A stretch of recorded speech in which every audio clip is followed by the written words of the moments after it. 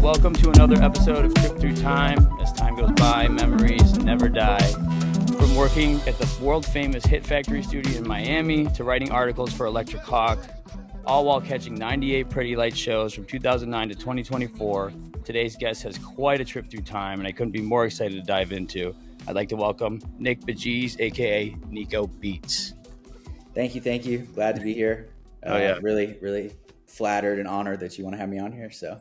Hell yeah. And by the way, full disclosure, this is our second run. We did an episode, had some audio stuff going on, and then Nick remembered that he had a bunch of stuff that he didn't get to. So I'm like, fuck it, let's run it back. So it's always better the second time. Yeah. So now we know each other a little more. So ready to get absolutely. into it. Yeah. So yeah, man, let us know your Pretty Light story, how to start your trip through time. Yeah. So I think I have a cool story about how I got exposed to Pretty Lights the first time. So in my high school art class, the seniors used to be allowed to play music. I was just a freshman, and it was sculpture. It was sculpture class. I remember I made a bong out of clay and everything. And one day this guy was playing music, and I was like, "What is this? This is really cool." And he was like, "Oh, it's Pretty Lights. He's playing here in 3 weeks or so at the Masquerade. You should come join." And I was like, okay, let me ask my mom. I was still so young. I think I was 14. And, I had no business being there, but I'm glad I was. So yeah, that's amazing. Yeah, in your high school art class. Yeah, it obviously has a cool extra meaning to me. I love that song. And I think that song, there was an interview with Derek a long time ago where he talks about that when he was in high school art class, he painted this picture, I guess, of him playing the bass at Red Rocks. And he kind of set that as a dream or a goal that he wanted to achieve in life. And that it was a big thing when he finally got to play with Analog Future and play the bass at Red Rocks. So I know that's one of his most significant songs to him. And it's always been really significant to me as well. Hell yeah, dude. That's awesome. Yeah, I mean, 2009, I was actually a senior. I graduated in 2009, but yeah, that's amazing that you saw a show that early. I did actually look up, there's a video at the Masquerade.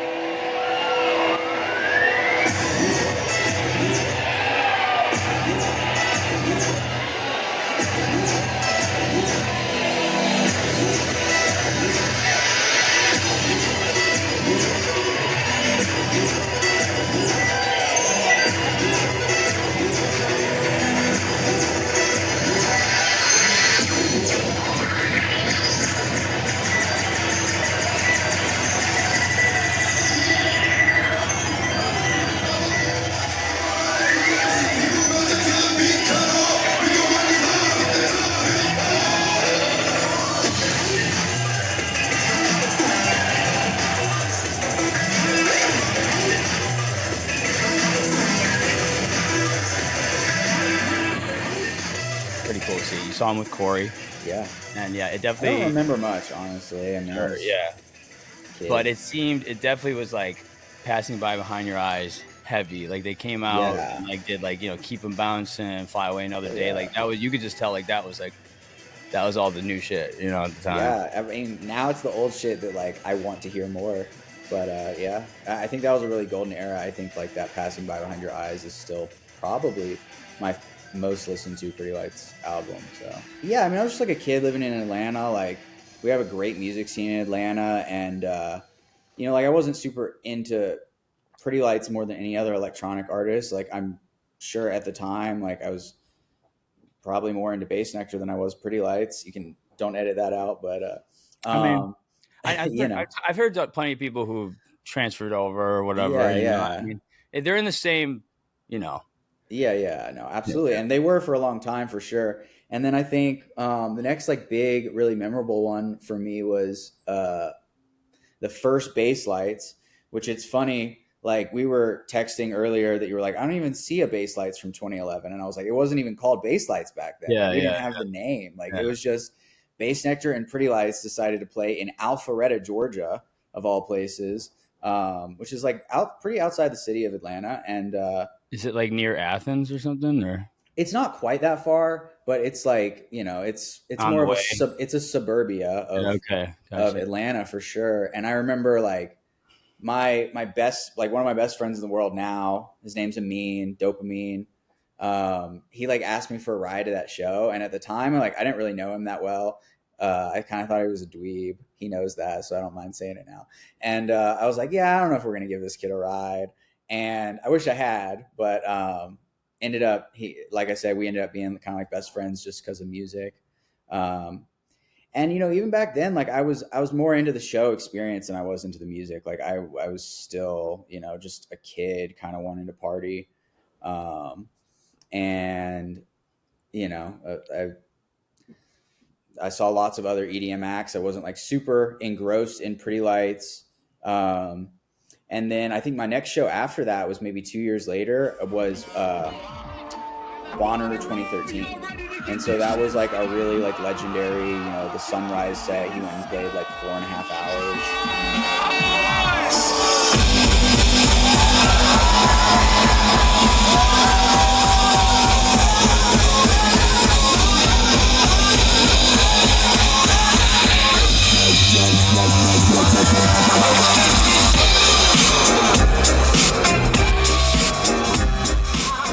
That one was like really transformative for me, and it was like when I was starting to be like, holy shit, like this is crazy. This is something like I want to be a part of. And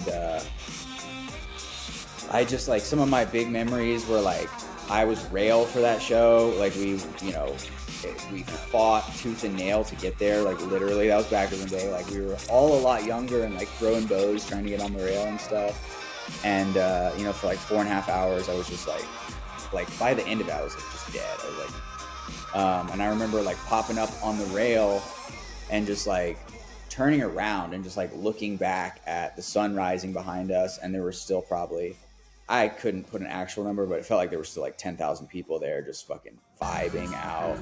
And he played We Must Go On and Exodus were some of the last couple songs, and I just remember then at the end, like he handed me a joint, and I thought I was like, you know, just like on cloud nine. I was like, oh no shit! Whatever. He handed you a J? Yeah, I mean, wow. I was like passing around at the front, but like, oh wow, yeah. And then that was really cool. And so then the next show that I was really excited about was Bass Lights in Miami.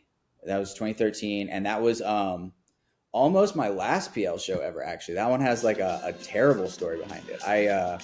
So were you living in Miami at this moment? No, I was living in Atlanta. I actually was at Georgia Tech. I was still 18. Didn't even have my own car. So you're a freshman? Yeah, I was a freshman.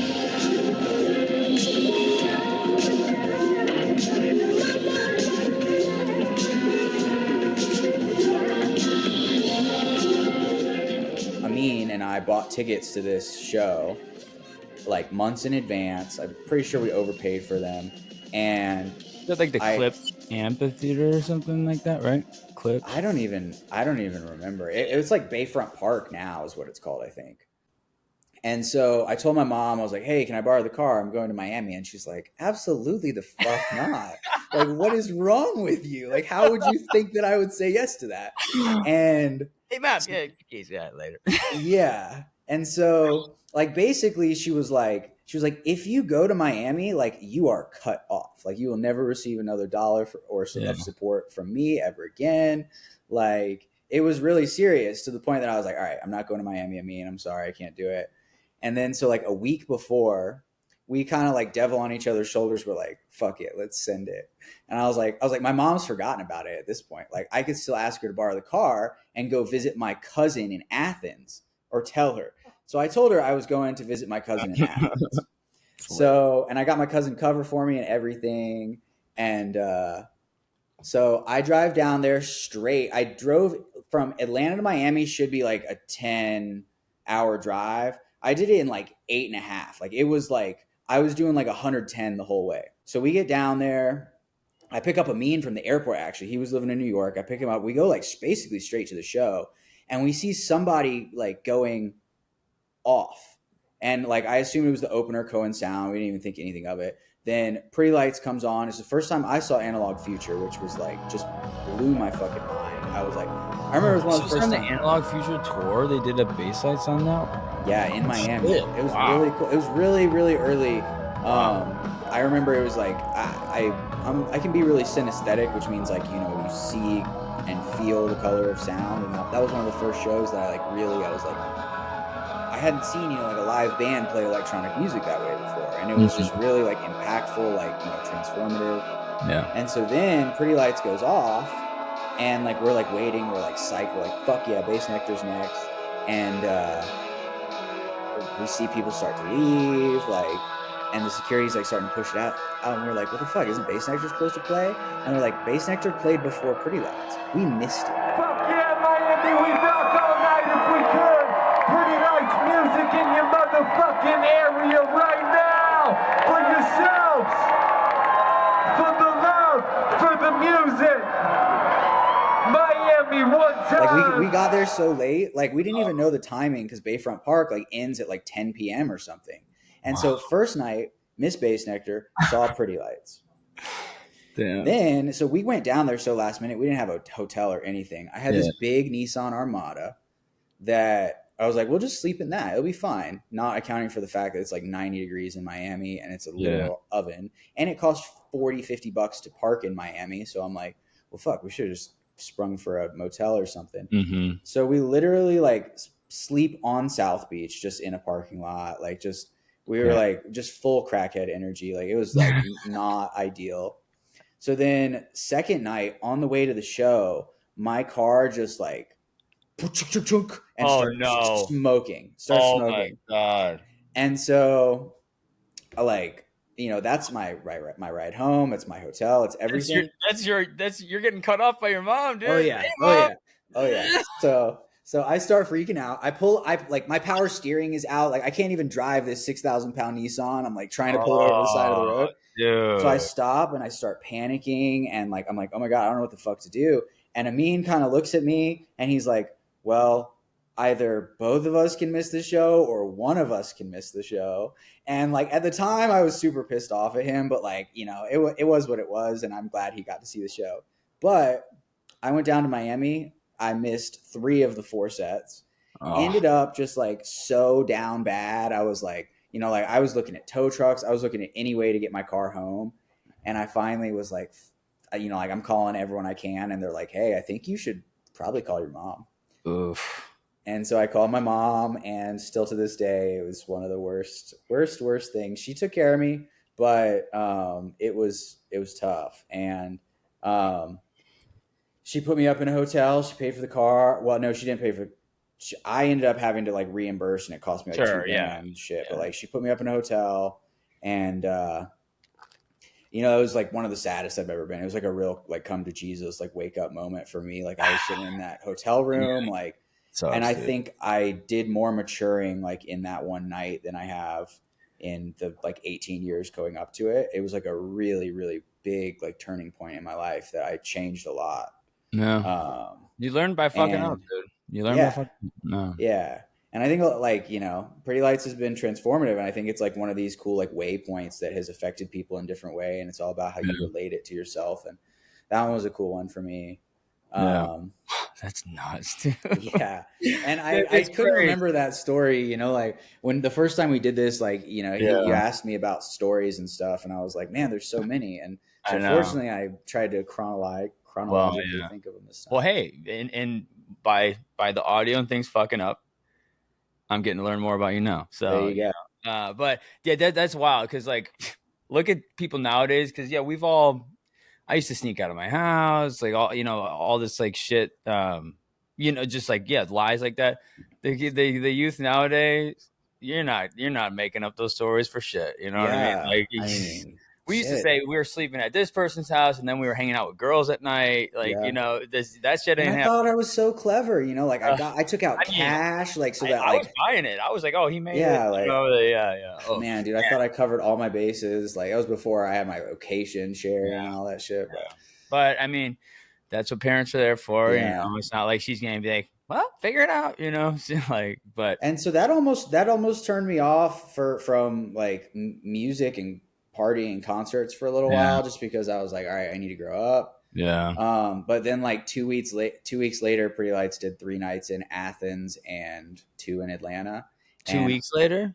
It was like 2 weeks later. It was like shit. It was like really, really close right after. I was like not gonna go, but I got talked into going. And I remember I like wasn't even like really into it. I like showed up late.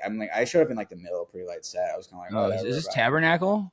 Yeah, but it ended up being a really sick show. And it was my mom's birthday too, so she's like already like so pissed off at me, and I'm like telling her like, hey, yeah, like I'm going to this concert afterwards, and she's like, the concert you just saw in Miami, like why would you go again? And like I was like, man, there's something about it, I don't know. Yeah. I gotta fucking get some redemption here, Yeah, and it was good. It was for sure. I've heard a lot about that venue. It's tight, right? The Tabernacle is really cool. Growing up in Atlanta, I was really spoiled on it. They've updated a lot, obviously, since I started showing shows there. But it's like an old church, and so it's got this really cool like architecture inside. So I remember there was a Pretty Lights pin, and it was the Tabernacle pin, but it looked like how like those window pane glass like stuff at churches and stuff. Yeah. So it almost kind of mimicked that, but it was very like colorful and almost like. It's. I'll try and find a picture of it. Yeah, I maybe know what you're talking about and didn't realize it was the Tabernacle. Like, maybe I've seen the pin you're talking about, but didn't realize it was for Atlanta. Oh, I remember because I have a weird memory where my mind goes straight to an image or something. But like, I do. It was like purple, yellow, green, maybe like very colorful and like very like kind of like that church window pane glass shit. Yeah, but, I want to. I mean. I maybe have it on my pin board over there. Honestly, it could be. Dude, yeah, that's amazing. And back to just back to like that. Like, it's crazy that you like there was like a because like I always talk about like when Pretty Lights and Bass Nectar played festivals, like that was early on happening, and it is as this shit got bigger, these guys got more expensive to be on the same lineup. It didn't happen as much, but the fact that they did like that, I understand festivals, but the fact they did a show. And obviously that was like pre Bass Light's name, but like, that's wild. They were just they were the innovators and the pioneers of the industry at the time. They both kind of created their own genres that have like branched off and become incredible. And, obviously all the Bass Nectar shit is very messed up and fucked up these days. But as far as an innovator, like when I say old Bass Nectar, I'm talking about like 2005, 2007, like way back before like Divergent Spectrum. I think that was some like really like innovative trip hop. It's hard to argue with that. But and like when EDM was coming up then, and I mean I've kind of talked this shit before, but there's like all these big guys had their own name, but like, so here's the thing, like when I started to get into this, kind of like what you're saying, I was just young and hearing about festivals and I'm like going there for the party. And I definitely liked Pretty Lights going into it. Like that's kind of what brought me in. And then I'm like, and I never would have thought I'd like all this other electronic music, but you go to some fests and you do some things for your first time and you're vibing with the music. You're like, oh, this shit's great. But I like went to 2012 handful of festivals and then like started to go to like I went to like a couple in Illinois, and then I started traveling. A couple went to like BUKU and Counterpoint 2012, BUKU 2013. Then like they had EDC in like Chicago, but it was like in Joliet, Illinois. But like it was terrible. I mean, even from people who like EDC, they said it was terrible compared to Vegas. But like for me, that's when I really realized I'm like, okay, I really wish, because I didn't go. That's the same weekend of summer camp. I didn't go to summer camp because I was like, oh, I'll check this one out. And like that's where I realized, like, back to Pretty Lights, Bass Nectar, and like and Skrillex and Deadmau5 and all these guys like they have their own sound and they're so like like their original sound in them. You go to a festival like EDC, everyone's playing the same shit. The amount of times I heard like Animals and shit that weekend, and it's just like, dude, this is terrible. Like I don't know, it's just So, you start carving out your taste. Yeah. Yeah, for like sure. I get that. Absolutely. Yeah. And I like, once you've seen Pretty Lights enough times, like you're spoiled. It's like, Yeah, for sure. Yeah. But I mean, I think even at that point, I still was kind of like, just like, it's one of my favorite artists, not even like, like I'm obsessed with this guy, but, I think the next significant one after that, I think for me was, SnowBall 2014, where that was the first time I saw a show in Colorado, and I got to see, the Denver fam, and like they were so welcoming, like Team Blunted, like all these OGs and stuff, and they were like, yeah, like you're not in the Pretty Lights Facebook page, and I'm like, I don't know what Pretty Lights family actually is, I thought it was just like some logo I see and talk about, like I didn't realize like like how big and like important that community was until really that time. And that show is amazing. Like we talked about, he opened up with like Bombay Bump. It was the trio. First opening of Chris Karn's first time with them, and the trio. Yeah, Chris Carnes, Adam Deitch, and Derek was just like a legendary combo, dude. It was just so fun. What you're about to witness, Denver, is some brand new Pretty Lights shit right here in the home state, Colorado.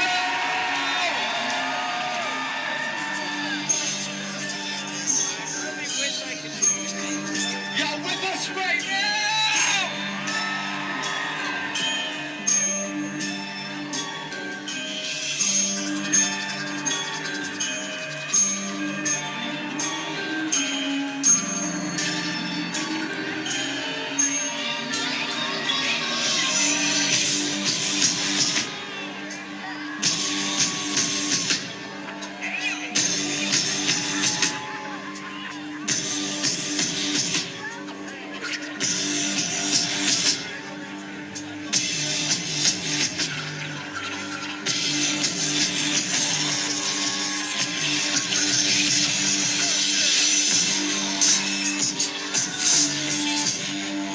And that show was really good, like just amazing. And then the next night they did PLM Party, which, I mean, it was like the entire PLM crew on stage, like all doing something, like they all had controllers and gear, and like I think it largely like inspired and gave way to some of what they're doing now. But at the time, like still to this day, like that's in the top 5 most like experimental and impressive things I've ever seen at a Pretty Lights event. Like it was like still like one of the best things I've ever seen. I love that one. Like, so was that Derek, Paul Basic, Elliot Lip, Michael Menner, and Supervision? Supervision. I'm trying to think. Not Break Science though, right? It wasn't Break Science up there. I think they were up there. I mean, dude, like I'd have to go find a video, but it seemed like there were like 8 or 9 people on stage. Okay, I did look up a video when I was first putting it together, the first episode, and like I thought I saw 5, but it was off to the side. But yeah, well, they were kind of like cycling in and out, and like. And they did it on a small stage at this festival. Like it was like, Pretty Lights headlined the main stage. Yeah. And then this was on this like tiny little stage, like in the back. Like this was this little experimental thing. And one of my other funny memories from that show was like right before the show, like Derek's like setting up and stuff. And like my buddy and I, we had like a joint that we had like set aside for Derek or whatever, because we used to throw joints and shit up to him on stage. All right, and real quick, is this that picture? Yeah, it is that picture. Oh my god! Because like I had I knew I put a bunch of pictures in our drive. I know you sent me some pics. I didn't fully look at all of them.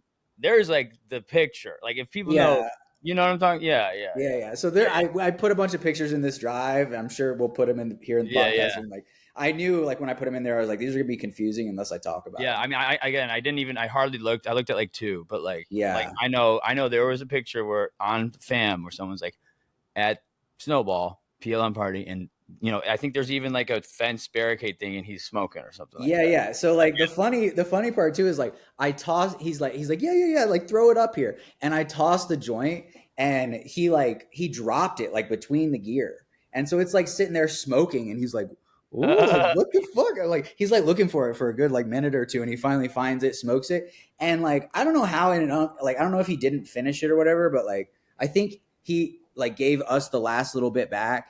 And my friend and I, we were such fanboys at the time. We like saved the little roach. We were like, frame it.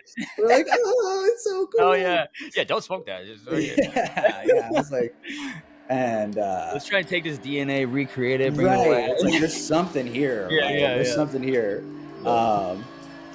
And yeah, I mean, like, that's when I think I was like really, really hooked. And I was like, how do they keep stepping it up? Like, there's no way they could keep getting better. And then the next show after that for me was Red Rocks with the Symphony. And it was just like, I was like, that was my first time at Red Rocks. Like, and it just felt like Nirvana. Like, literally, I remember like this moment where like all the lights were hitting, like the wind was just blowing, and like they're playing with a fucking symphony. And I was like, damn, like there's nothing better than this. Like, really, like, and that was when I was like, man, like I'm absolutely like I'm going to every single one I possibly can after those. Yeah.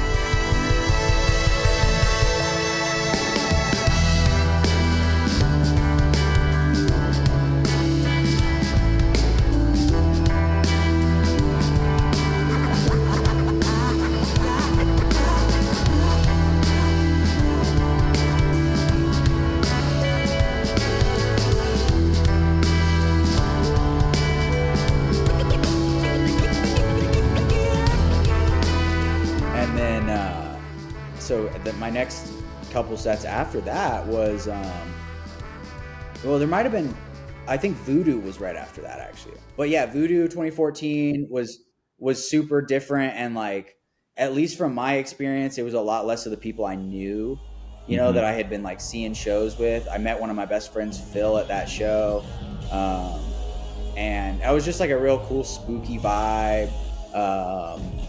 Like, got to talk to Derek and stuff after the show, and Crystal and all that good stuff. And was, again, so I think that was the first time I took setlist, because it was the first time that I looked around and I was like, oh, none of the guys that normally take setlist are here. Yeah. And so that's how I became one of like the big setlist people. Oh, that's awesome. That was like, I was like, well, somebody's got to do it. And I can, I think. So, and I've taken setlist at every show since. So it's like, 80 shows since or something like that. That was cool because I was there as well, and that was a future set. Whereas like in 2014 they didn't do an official tour, so a lot of those, for instance, like there was SnowBall trio. I went to, so they did do Counterpoint 2014 band, and then a week later I went to Beale Street Music Festival in Memphis, and that was a trio. I saw them at Spring Awakening, which is at Soldier Field, Chicago, and that was a trio. And then Red Rocks, and then like this Voodoo thing. And I remember they played Samso, and it was nice. I mean, they had that extra trombone up there too that gave it more of like this New Orleans jazzy feel. Yeah, wow. That was a really unique set. Yeah. He only came up for a couple songs though, right? It wasn't the full. Not the full set, but it was a good bit of it, I think. No, yeah. I mean, I love that. Like, NOLA. It's like Pretty Lights is Colorado, and NOLA too. That's like that's where the shit, the soul is. But so I'm not gonna say names, but someone came with us, and I feel so bad for this guy. Came all the way down. Not one of our like main crew friends, but like we knew him through it, and pretty well known in the scene and stuff. But he was like, he kind of split up from us, and before the set even starts, next thing I know, I think he got a little too drunk and maybe some other things involved, and he is sitting down by the porta potties, like on the ground, not doing well, gets taken out. Damn. And then doesn't even make the show, and then doesn't come home with us because he went to the hospital. Had to figure out his own way back. I felt terrible. Dude, it happens. I mean, I even like at the Red Rocks 2014 show, like I said, it was my first time second time in Colorado, and like one of my first times drinking. And before the show, I was like my first time drinking at altitude, like really. And I was trying to drink whiskey like I do in Atlanta, and like it hit me so hard right before the show. But yeah, it happens, man. Especially when you're younger, and like it's just you got to know. Yeah, you gotta know like what levels to be at and whatnot. But so then I think the next couple things after that were a 4-night run in 5 days, which is when people started to be like, oh, so you're like obsessed, right? Like, and you're going coast to coast. Yeah, it was Bass Lights That's to amazing. San Francisco. That's amazing. And it was like a 2 in Hampton, 1 night to travel, whatever, and then another 2 in San Francisco. Yeah, the Sea of Dreams. Those were sick, man. Those were great shows. That was an Analog Future set too, and they just did like a really fun like Bay Area like vibe there. Like, it was super different. They played a lot of like not Pretty Light songs, which I think was different for Analog Future. It was they jammed, but they were a little more scripted a lot of the time. So that was a fun experimental set. Yeah, I mean, that was my first time in San Francisco, and it was definitely just the whole vibe of San Francisco is really cool, and music history and all that. Derek definitely, as far as I think one of Derek's favorite music area and locations to play, I think San Francisco is the Bay Area is definitely up there for sure. It's just the music history there is hard to believe. Yeah, I mean, a lot of his favorite, I mean, I know DJ Shadow's from the Bay Area. I think he's from fucking San Jose or some shit. But I mean, tons of hip hop coming out of there. And how did you feel not going to Jam Cruise though after that? I mean, you probably felt good. You got a lot, but what followed? Yeah, no, I've heard so many good things about Jam Cruise. I didn't have the money at the time for that. And also, like, I had just started dating this girl that she didn't want, like, she thought it was crazy that I was going to 4 nights of Pretty Lights. And she kind of talked me out of Jam Cruise too. And I was like, well, I guess, that is crazy, isn't it? Like, but, and I think the thing I regret about Jam Cruise was that was the debut of one of my favorite songs, Came From Nothing. Yeah. And that's, we'll get to that part of the story too at some point. But after that, because I missed Jam Cruise, that became one of my biggest in search of for a long time after that. Yeah. Same for sure. But real quick, we talked last time. We were actually probably right by each other for San Francisco because we both had VIP, and that was one of the only times. That was legit the only time I was on the rail. Like, I've been close-ish, but like, and we kind of came to this corner. I pulled some pictures from that too. We should probably compare like how close we actually were. So the next one that was significant from there for me is a festival is probably a lot of people weren't at or don't even remember, but it was Big Guava. Yeah, I actually didn't. Where is that one? It was in Florida somewhere. It wasn't St. Augustine. It was like Tampa or something, like in the city or like just on the coast. It was at an amphitheater. It was a festival, so it was like I think like Foo Fighters played right before Pretty Lights or something, and like a lot of people were like, it's such a different vibe that people were like, what is this? That was like how Voodoo was, like Foo Fighters. At Voodoo, I remember like one of the sets was like Lauryn Hill, then Slayer, then Outkast, and it was like the most insane lineup ever. Like, it was crazy. That is really out there. Was he solo set then? It was a solo set, yeah. And there's so many significant things about that one. So I had just finished a project in school where like we were making lamps, and you could design a lamp however you wanted. And so I decided to make these big wooden Pretty Lights lamps. I made like 200 or something of them. And, a lot of the OGs in the community, I'm sure, remember them, or at least a lot of people bought them from me. But the coolest thing was like Greg reached out to me, and Greg Ellis, Laser Shark, he reached out to me. He said, hey, I want one. And I was like, oh shit, like, all right, cool. And so I made like a custom one for him that had like a Laser Shark on it. And the coolest thing too, I was like, well, okay, if we're giving one to Greg, we got to give one to Derek too. So we gave one to Derek, and each side was painted with a different theme. We got to give, the lamp to Greg. We got to give the lamp to Derek, and the We Must Go On one was really significant because I painted that side. My ex painted the other side. And that night at the show, he played We Must Go On. And after the show, he said, I'm going to retire that one for a little while. And I attribute that whatever somehow related. Like, I don't know if it was at all related to the lamp that I had just given him. But like, obviously he's brought it back. But like at the time, like I was feeling all these crazy emotions. I was like, what the hell? Like, did I do that? Like, and it, so that song became after that, like just a really significant, memorable song to me after that. Did you give him the lamps at Big Guava? Like, did you meet it in person, or did you just ship them? No, I gave him to Greg, and then he gave it to him. So I didn't get at Big Guava or at what? Big Guava, yeah, like cool. that same day. Yeah. So okay. like he got the lamp like right before, and I actually talked with him a couple of months ago about it. I was like, "Do you still have that lamp? Do you remember that lamp?" And he was like, "Oh shit, that was you." Yeah, like that. Like I was blown away by that, and I was like, "Yo, like that's the best compliment ever." Like, thank you. Yeah. Derek or Greg said Derek said that to me, and I was like, man, like, damn, cool. That's awesome. Because I was just asking him, I was like, "You still have this, right?" He's like, "Yeah, like of course." Yeah. Wow. And I wonder. That's 2015. I wonder if, I don't know. I mean, we may get to it later, but I'm kind of starting to notice some correlation with some songs that like weren't played for a while, and like maybe some things going on. But yeah, I think it was also related to his personal life too. So no, for sure. That's what I was just gonna say, because I think 2015 it started to kind of go. There's some shit going on. Yeah. And I don't know. Maybe that song. I know that him and Crystal had some.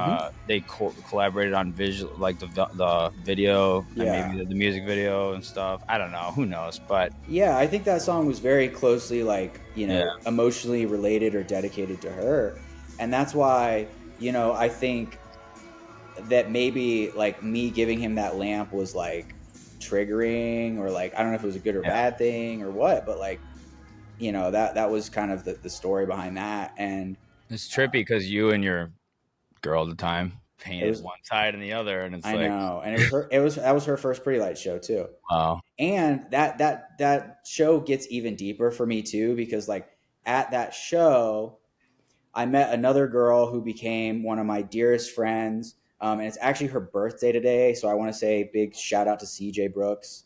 And we just kind of met at that show, and like for whatever reason we ended up becoming like really good friends, and that's one of like my dearest homies. Oh yeah. And for context, guys, we're recording this May 29th. So May 29th. Yeah. This will be out in June, but Right. But it was just like we had just a really cool like some sort of met in a past life kind of thing, and it ended up being really good friends from that. That's great, dude. And so that show was always really crazy. But then after that was probably one of my worst shows of all time, or one of my worst festival experiences of all time, which was Camp Bisco. Dude. Just because, like, this is at the Scranton one, right? Yeah, 2015 Scranton. Like, it was just like one thing after the other made that festival. Fuck Bisco, dude. I went to the one of the last ones up in New York, and this is a week after I went to E4, so a lot of money. Right. At least like even though I camped, at least you don't even realize a lot of stuff, dude. It was so grimy and gross, dude. It's just, I mean, I'm talking like not taking care, like hygienically, like just stuff. Like, it's so gross. But continue. it was very Wookiee. Like I remember, so on the way in, they have private security. That shit was fucked too. Their security team like was deliberately disrespectful. Mm-hmm. Like they literally, like they went off on us and decided to like dump out our suitcases on the ground, like in the dirt. They were like cut open all of our food, like dumped out our food. They cut open like this like little like art thing that I had. They were like, you could have hidden drugs in here, and they like cut it open. I was like, what the fuck? Yeah. And like, so like after like being humiliated, like I'm picking up my clothes out of the dirt, just trying to get inside. Then you got to take like you get out of your car. It's not a car camping festival. So you get out of the car, you hop on a tractor. The tractor takes you to the bottom of a ski slope. And because the security kept us there extra long to like, give us extra hassle, we ended up at the top of the ski slope was the only camping left. So like what normally, so we're carrying all our shit up a ski slope. It rained and our shit rained down the mountain. There were literally rattlesnakes. Like it was rattlesnake infested, dude. Like it was like a joke the whole time, bro. Like it was like, and you're like on a hill. How comfortable is that? The worst. It was the worst ever. And what the fuck, dude? Like, man. And and the crowd was whack too, dude. Oh, like, I bet. Yeah, dude. But I love that PL set, and that's a really controversial PL set because again, like we were saying, that was when there was some personal stuff going on, and people were saying, "Oh, Derek was so fucked up at that show," and I was like, "Dude, like I was in the front and I saw the whole thing. I don't even know what y'all are talking about." I was like, "I've seen a lot of shows, and I disagree with that one at least." But I know. I hated all the rumors that went around, especially the people that don't know anything, and they're like, "He's literally like, dude, like like saying he's literally doing blah blah blah." Nodding off, it's like, dude, I'm like, no, dude. I mean, look, people may be like, it's not to that degree, and it's just like you don't necessarily fucking know, and you're not like behind there seeing it. Like, it's just like, I don't know, and it's annoying when you just keep hearing like all that shit. But fucking dude, like the I actually was supposed to go to that one, and I had tickets, and I had this fucking terrible manager. I should have just went and said, "Fuck you." I don't know why I let this guy tell me, say you can't take off, because I could have easily just called off whatever. And I ended up it was a whole thing. I had to get rid of the tickets and stuff. But yeah, I heard all that shit, and it just fucking. It was an insane lineup. I mean, it was. Yeah, the music was good. That. The music was good, but the festival itself was definitely the worst I've ever been to.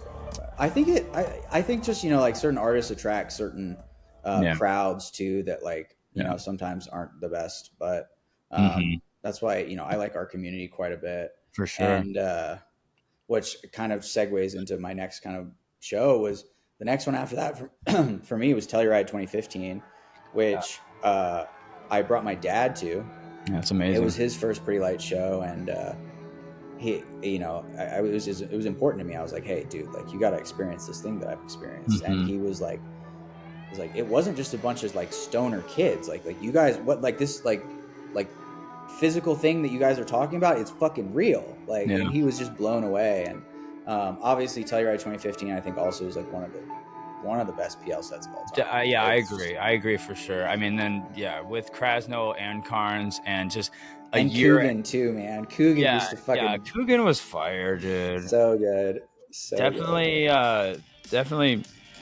you could feel that they've been. Krasno knew. This is a year removed from Red Rocks 14, so and not they played all that much together, but just sometimes his subtle wow things going on, and then just busting shit out is just so dope. But were you VIP for that? I don't remember on that one. I think I was still so young and poor. I was probably not. But okay, I just because we were in VIP, and there was definitely some I got a good mix of people that were like some older people and stuff like that. And I don't know, maybe given you're going through dad, but I got VIP both years, and we were just to the left of the Shark Tank, and just there was a one little barricade separating us from the family and friends section. So I met his grandparents. Oh yeah, they're so sweet. I've seen them at so many Red Rock shows and stuff at this point. Yeah, it's awesome. His grandma's wearing the jib hat and shit. They're just vibing too always. Yeah, that's awesome, dude. Yeah, no, I was rail for that. I remember I ended up being in the videos a bunch for it. I didn't want to be, because I remember the videos came out, and there's videos of me, and I can tell, I'm man, I wish this camera wasn't in my face right now. Oh, really? Damn, I've always wanted to be in one.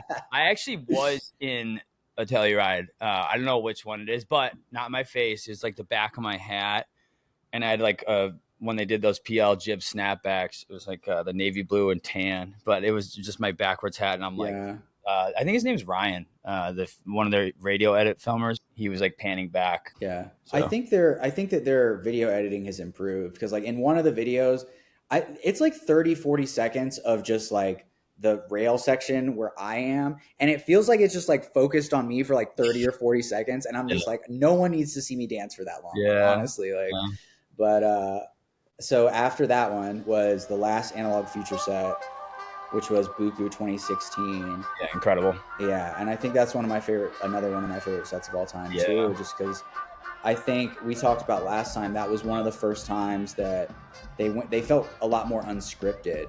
For sure. That they were starting to wade out into this territory of experimentation. They were jamming with Analog Future, but it was a lot of rehearsed breaks and that felt a jazz session that night at BUKU, and I still think it's they knew it was the last Analog Future set, and they like went out and put everything into it. Yeah. We talk, you know, that Zoidus playing with them was really cool because Scott Flynn wasn't. I think that's when he started going.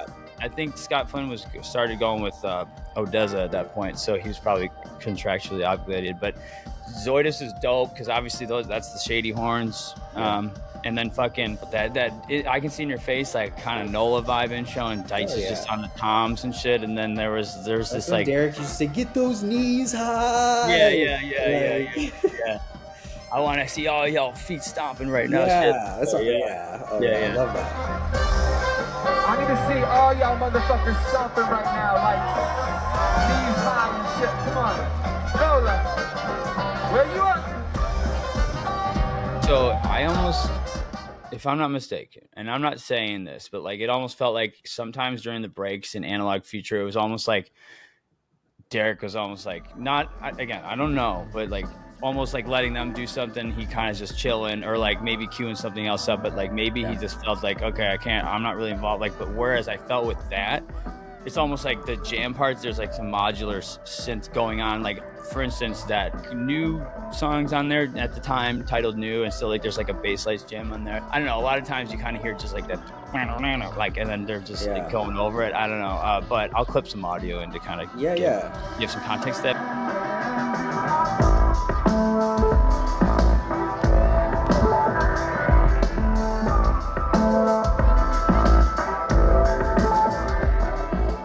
I mean, yeah, Nola BUKU set was so dope, and it just unfortunately for me, it was on such a high, and then it kind of went down a little bit with the rest of the night. But you know, it's all part of the story. Yeah, but, you know, that was one of my buddy's first Pretty Lights experiences, and he went from seeing that BUKU set to like the after party, which was very different. And he was just like, "What is Pretty Lights?" I know we had some people too, same thing, and it was just like, dude, like I don't know, man. It was actually, you know what? It's funny. I mean, I probably should do this, but that's not on my list. I just can't really. I've always been like, I can't consider that. I don't know if it's on my list either, actually. It is. I mean, a lot of people do send me it, and they do include it. Like, so technically, if I were to count that secret set and that, I would be at 48 right now. But I guess in my entitled mind, I'm like, well, that wasn't Pretty Lights, so, but whatever. It's all right. I don't count the set that I got kicked out, but we'll get to that. Okay. I mean, yeah, it's weird because like, I kind of. If you like to, it's like when you go see a movie, right? If you show up halfway through, it's like, did you see the movie, or you know what I mean? Yeah, no, I agree. And then like we said, that was kind of the transition between Analog Future and then when they debuted Pretty Lights Live, which was this new experimentation. And I was not skeptical, but just like, oh, how are they going to transition this much? It's going to be really interesting. And so wait, real quick, so that was 2016. So that was in March. So he was just doing solo sets until the episodics kicked off, and that was the debut, right? He only did a handful. There was that really short, like West, like really small. Like they went to like North Dakota or something. Like I don't know, like Wyoming. Oh no, that was on the episodic tour. But like I know they kicked off like New Hampshire that you were at. But someone was telling me that they actually debuted Pretty Lights Live at like Hard in LA, like Hard's festival. Oh, maybe that is right. I just remember one person saying to me, like when I was in New Hampshire, they were like, oh my gosh, it's something totally different. Like just because I actually I had an episode with my wife, and she has like a terrible memory, and we were just like joking about it the whole time. She was thinking that she was at the first band set ever at Okeechobee, and I'm like, no, and then I was like making fun. I was like, they would never debut a band like Central Florida new band. And then someone hit me up like, listening, he's like, oh, they actually debuted Pretty Lights Live at Hard Summer in LA or whatever. And I'm like, well, right. Yeah, but then I was like, well, I didn't know that, but I'm more referencing like first ever live band of Pretty Lights, so yeah, like I think the 2-night run was very different than a festival set too, for sure, as it always is. Yeah, I mean, and those festival sets now, I like what they're doing. Like for instance, you were at one night of Austin City Limits and stuff, and I mean, you know, I mean, I think Bonnaroo is a little different and Halloween, but definitely ACL is definitely like a hard summer vibe or whatever. But you used to look at those set lists, it'd be like Hot Lake Sauce, more important, Michael Jordan, finally moving. Yeah. You know, it's kind of like, all right, you know, but like, yeah, now it's like, it's definitely going to get the dope treatment that any other show gets for sure. Just less time. For sure. But so in New Hampshire, we drove up from Atlanta. It was like 20 hours, and we were like just miserable by the end of the drive.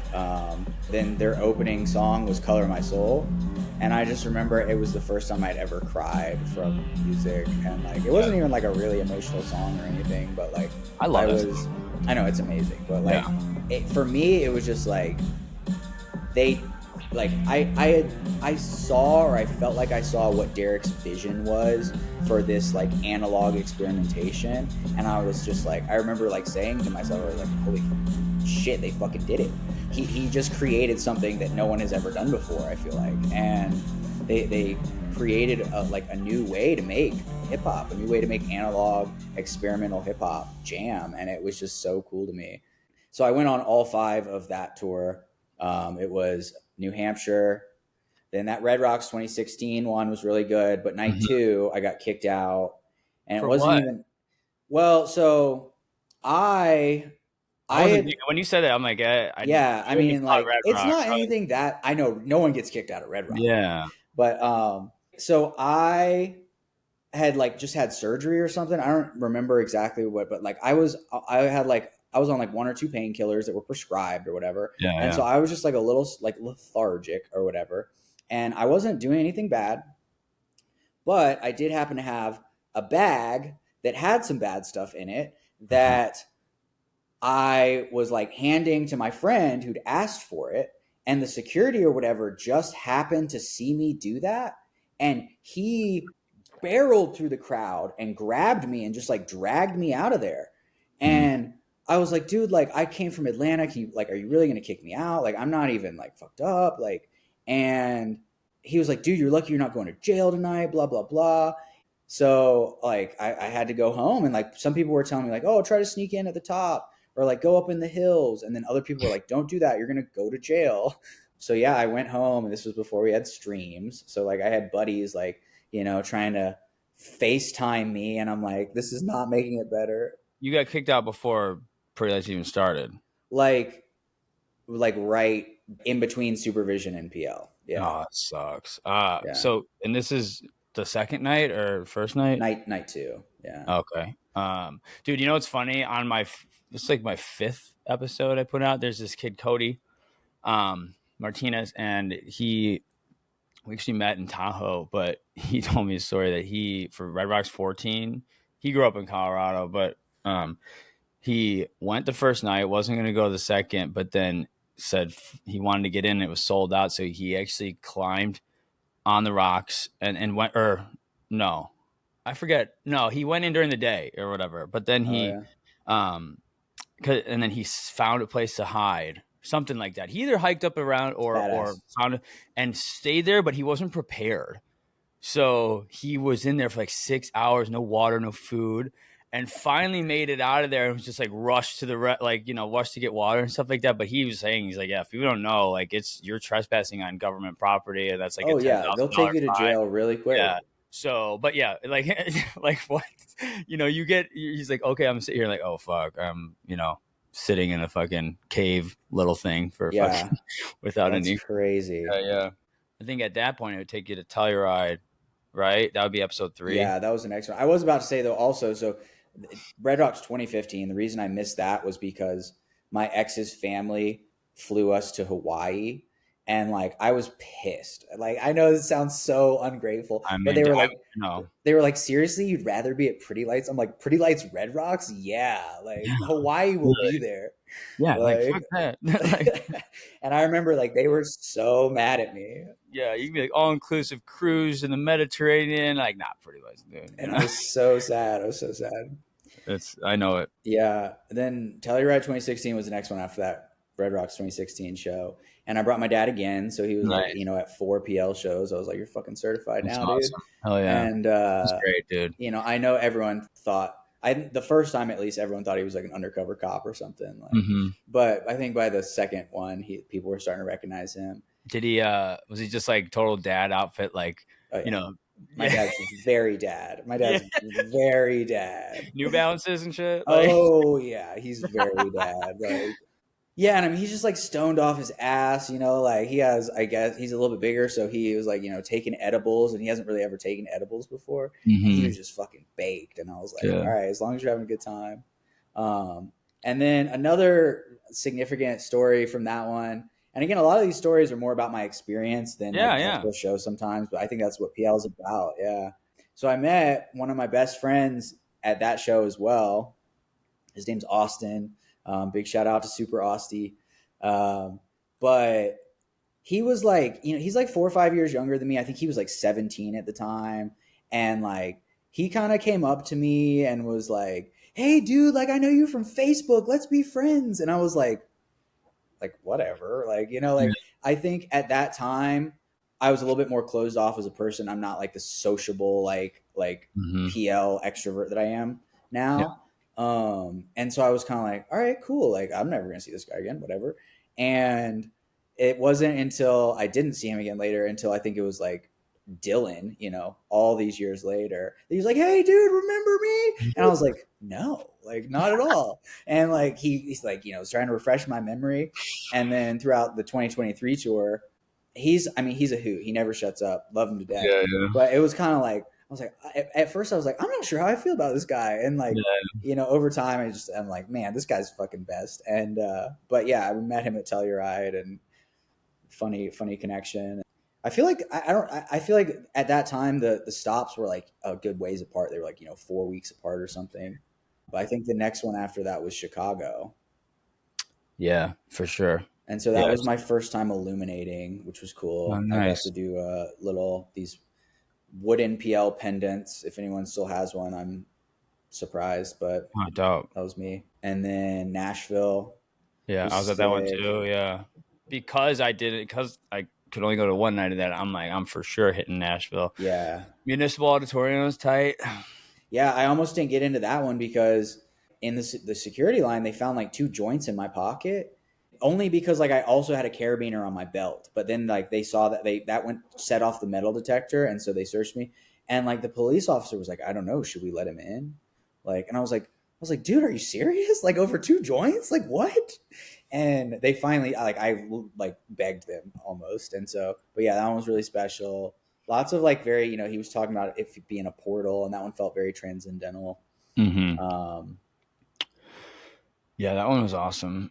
It's funny though that you talk about, I mean, because Northerly was crazy too with the security. They were like fucking insane. Yeah. Getting in, I mean, inside, once you're in the venue is chill, but like it's nice that like for whatever reason that shit's like chilled out. I mean, I'm sure it was like you know, when EDM scene was popping up and fucking it was just like everyone goes and does drugs here and stuff like that. So there's still some venues that are fucked up. I'm sure, but yeah, like as far as a lot of the ones I've been to, maybe I'm just getting lucky. It seems, you know. And then that was the end of the first episodic tour. Yeah. First 5, and then that New Year's was. You did Decadent. Oh, you did Decadence. I'm sorry, I'm a little further back. I might have skipped over. Sorry, I just made my list off of. I was funny stories for, but yeah, I did do Decadence and then Vegas in 2015.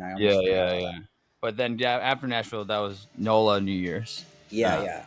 And was that at the Mardi Gras World too? It sure was. Yeah. Oh wow. Okay. And I loved that one. I thought that was one of my favorite New Year's for sure. Mm-hmm.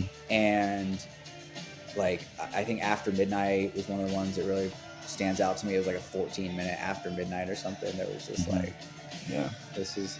I miss those songs. After Midnight, Final Countdown. They were like the cliche for so many years, but like, would love to hear them at a New Year's again.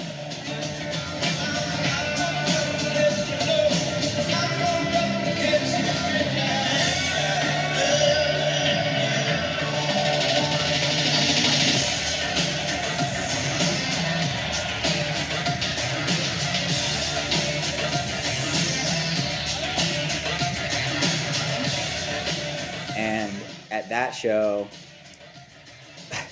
one of the funny things was like I got Derek's hat. He threw out this white Chicago Cubs hat, and I got it.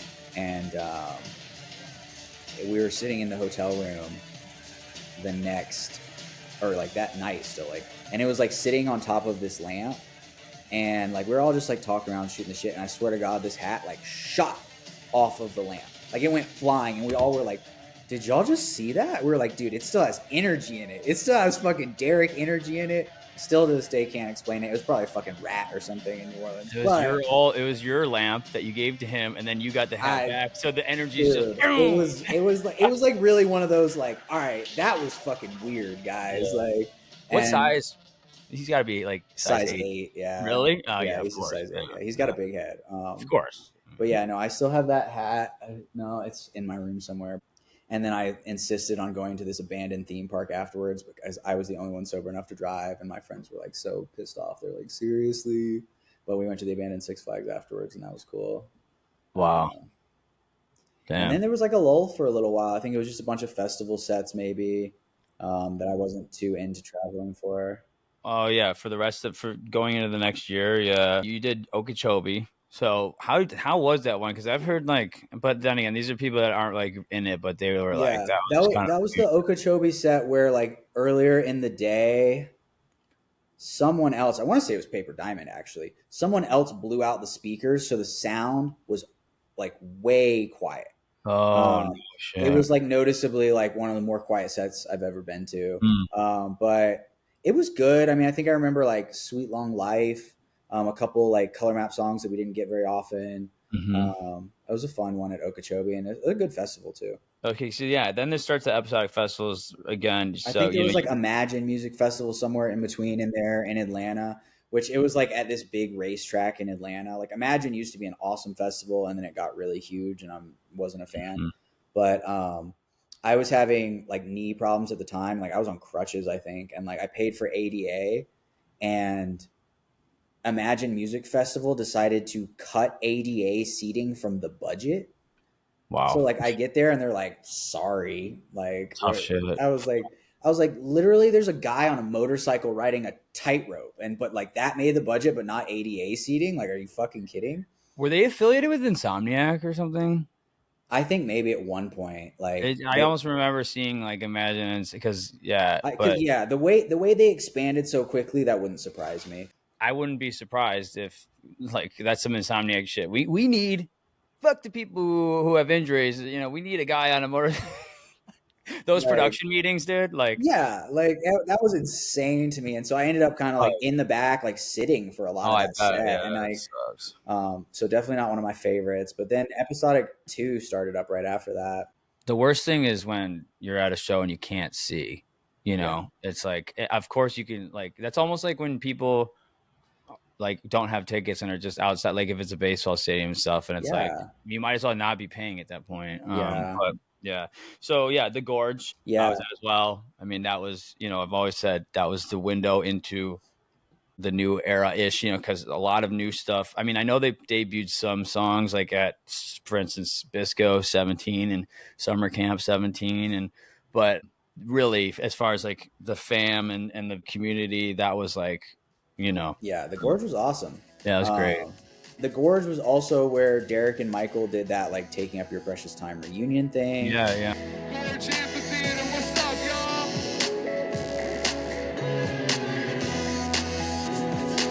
We appreciate your precious time so much. We're trying to take it up for a little while. Make some noise, come on. And that was like really the start of them kind of like seeming to like work together on stage again as much as they are now, because for a long time they just, you know, they were kind of doing their projects separately, and I love seeing them together. I remember that they rapped Angel on Your Shoulder. Check it out. Well, the devil on my shoulder crawled into my ear, and the angel on my shoulder fell into my beer. Staring at a stump that was a tree last year, but now that tree's got splinters and I got fears. Go with the flow is what the wind whispers the moon. Watching it all as he flirts with the tide. So in control is the name of my illusion. Till I hand you the phone and take this earth for a ride. This'll be my 35th time around the sun. Making a wall with my palm, silence the starting gun. Plus the happy birthdays and cuddle with drums. I bet my parents never knew what they begun. Or is it began? This is for the real old heads right here, like the listen fans. And I was like, oh, I know every word to this one. Like, that one was really fun. And the gorge was like, so one of my best friends and I, we work at this summer camp all summer for many years. And so like for 10 weeks, we're like basically living in the outdoors, like it's not totally roughing it, but it's roughing it for a little while. So like we had just come off of like, an 18-hour day, drove 2 hours from Alabama, got in an airplane, flew out, and like barely made it to the gorge, like just in time for it starting. And like I'm on like no sleep, and I was just a zombie. And then like the smoky haze like made me feel even more like, I'm like, dude, this is Twilight right now for sure. Yeah. And to me, that first night is definitely really special to me. And aside from that, a lot of good tracks. And Derek spit, I think, my favorite, cleanest freestyle he's ever spit. It was that. It was like, is there any love in this world? Yeah, that's a banger too. And there's like those fucking organ keys, and there were a lot of really cool tracks like through that period that like have been buried in time at this point. Oh yeah. Yeah. We don't know exactly what is gonna happen tonight. Probably lots of stuff. Hey, yo, example, I didn't know I would grab the mic, but it happens to be something that I really like, so I get it when I can. I like to fucking get it without a plan. I like to talk to myself to know who I am. And I still don't give a damn when it's fucked up. I just straighten it out. Hey, yo, I write it down so I know what it's about, so I can look back and remember it later. I'm always hella fucking dope to all of my waiters. Hey, yo, Washington, if y'all here and you feeling the love, the light year, I wanna really, really hear y'all make some noise. Yeah, from the gorge we drove and went through Yellowstone. We camped the whole way, went straight to Red Rocks from there. Kind of had like a that's whole summer. You practically you maybe slept on a fucking bed under a roof like how many times? For real, literally. That's like we went straight from like camping, but we had a cabin. We went straight from like the outdoors to like the even more outdoors. With two basically festivals in between. That's awesome. I mean, that's what it's all about, though. That's like those Yeah. Those things you're always gonna look back on and be like, man, that was tight. Well, that's the thing for me is like I love camping and I love pretty lights, but sometimes not together because like I like to recharge in between. I like to go hard and I want to feel fully refreshed, maybe showered if I'm lucky. And then I think after that I kind of took a break for a little while. I think it was like I financially took a break as well as like I was. You know what you said. I think you have Imagine 2017 after Red Rocks. So maybe that's what you're saying. Oh, that is the one I was thinking of. Oh, okay. That was like, sorry, I guess my order was out of Yeah, order, you're good. But, so then you had Red Rocks that was your 48th show Red Rocks night 2. So then Imagine, and then you don't go to any until Red Rocks 2018. Yeah. And I was kind of disenchanted at some point with the PL. Although, hang on real quick. You said, I think you forgot your Philly New Year's. Wouldn't that be 2017 Philly? Is that not on there? I don't know. I'm just looking at the original list that you sent me. I guess I didn't put it in here. I need to go back and look. Man, if my numbers are wrong, I got to go check. So I guess So after Red Rocks 2017, Philly New Year's, God, Philly New Year's was awful for me. It was just a bad time. It was miserably cold, and I don't remember exactly what happened. I don't know if we we either won a competition or I got put on like friends and family list or something. Like I don't remember, but basically we're in the VIP section where they had free unlimited champagne, and there was like bottle service. Like there was a girl that kept bringing us like glasses of champagne. Dangerous. And I was like, at a PL show? I was like, what is this? And So that was You the probably only. you probably won the Alvin Ford package. Oh yeah, right. I was like, give me some lemon heads and I'm happy. Yeah. Like also like so because we had this, they told us we had early entry, but so we decided not to bring like very big jackets or something. Like we had like decent jackets, but so we get there early to the venue. They let us inside to get merch and then tell us, all right, now you got to go back outside and wait in the cold after we'd already checked our codes. And the Philly security was insanely rude about it. And I'm sure I was drunk and rude too. I was indignant at that point. I was like, you're going to make me go wait outside. It's 12 degrees. Like, and they were like, I don't care. Get the fuck outside. Go get exactly. I don't care They about were, your it was coat, one of dude. the rudest. And like, this was at the Philly point, scumbags, dude. yeah. And this was like at the point that I was like, kind of like, I was starting to know some people on the crew and shit. And so I was like, man, dude, I was like drunk, like texting people. I was like, what the fuck is this bullshit? Like, somebody get me inside. Like, and I mean, you know, I should have been grateful. Like, we got a free ticket or something. And, Sure, I but mean, so like we're waiting in the line. So I just, you know, I start drinking heavy in the line too. I remember my buddy and I had a fifth of Crown Apple. And so, yeah, I mean, that whole weekend just ended up being a drunk mess for me. And that's why I really don't drink much. I just remember like leaning over the balcony, like trying to get my wits back about me. And like, I'm like, oh man, I can't believe I'm doing this at a PL show. Yeah, that's.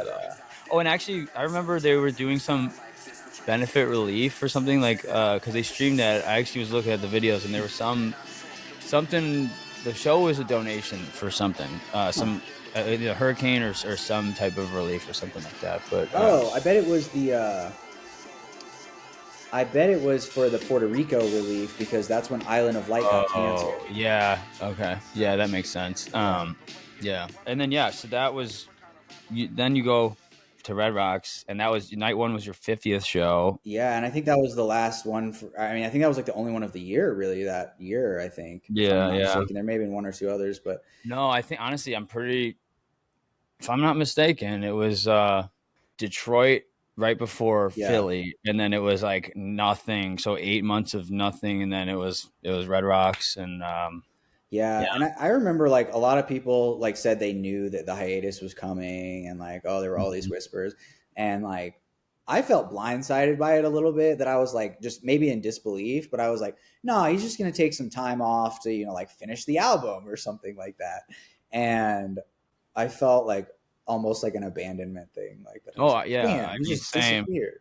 Yeah, and just I mean, I talked about this with Jess too, and like it was like just no answer, and I mean, even something would have been. I mean, I get it. He's his own person. It's none of our business really. But like, at least be like, hey guys, I need to just. It's been a long decade plus. Like, I just need to fucking recharge something, rather than like taking shit off Instagram and all this stuff. But I mean, that's how he operates. He's very he's a space monk. I think so. My thoughts on that about him personally is that I think it was 2015 that we did the letters for him. That we did that letter project where everyone like wrote letters for Derek, and I remember him saying something after that he was like, I had no idea I meant that much to this many people. It scared him, I think, a little bit, and I think he like had this feeling. He's like, I don't want to be a quasi celebrity, like I don't want to be the figurehead of a cult, like I think my just conjecture is like he stepped away because like he felt like he needed to for himself, and I think part of that, like I said, was like he just felt overwhelmed by us. Well, it's a lot of pressure, and it's like kind of like, I know you're a Dead fan, but like I remember hearing, in the 80s they started the MTV culture and like music videos and stuff when they made the Touch of Grey music video, and then like that really got like a lot more people going to shows because they just like like a lot of people were just going for the party, and it was just like overwhelming, and the Dead were getting a lot of bad press about it.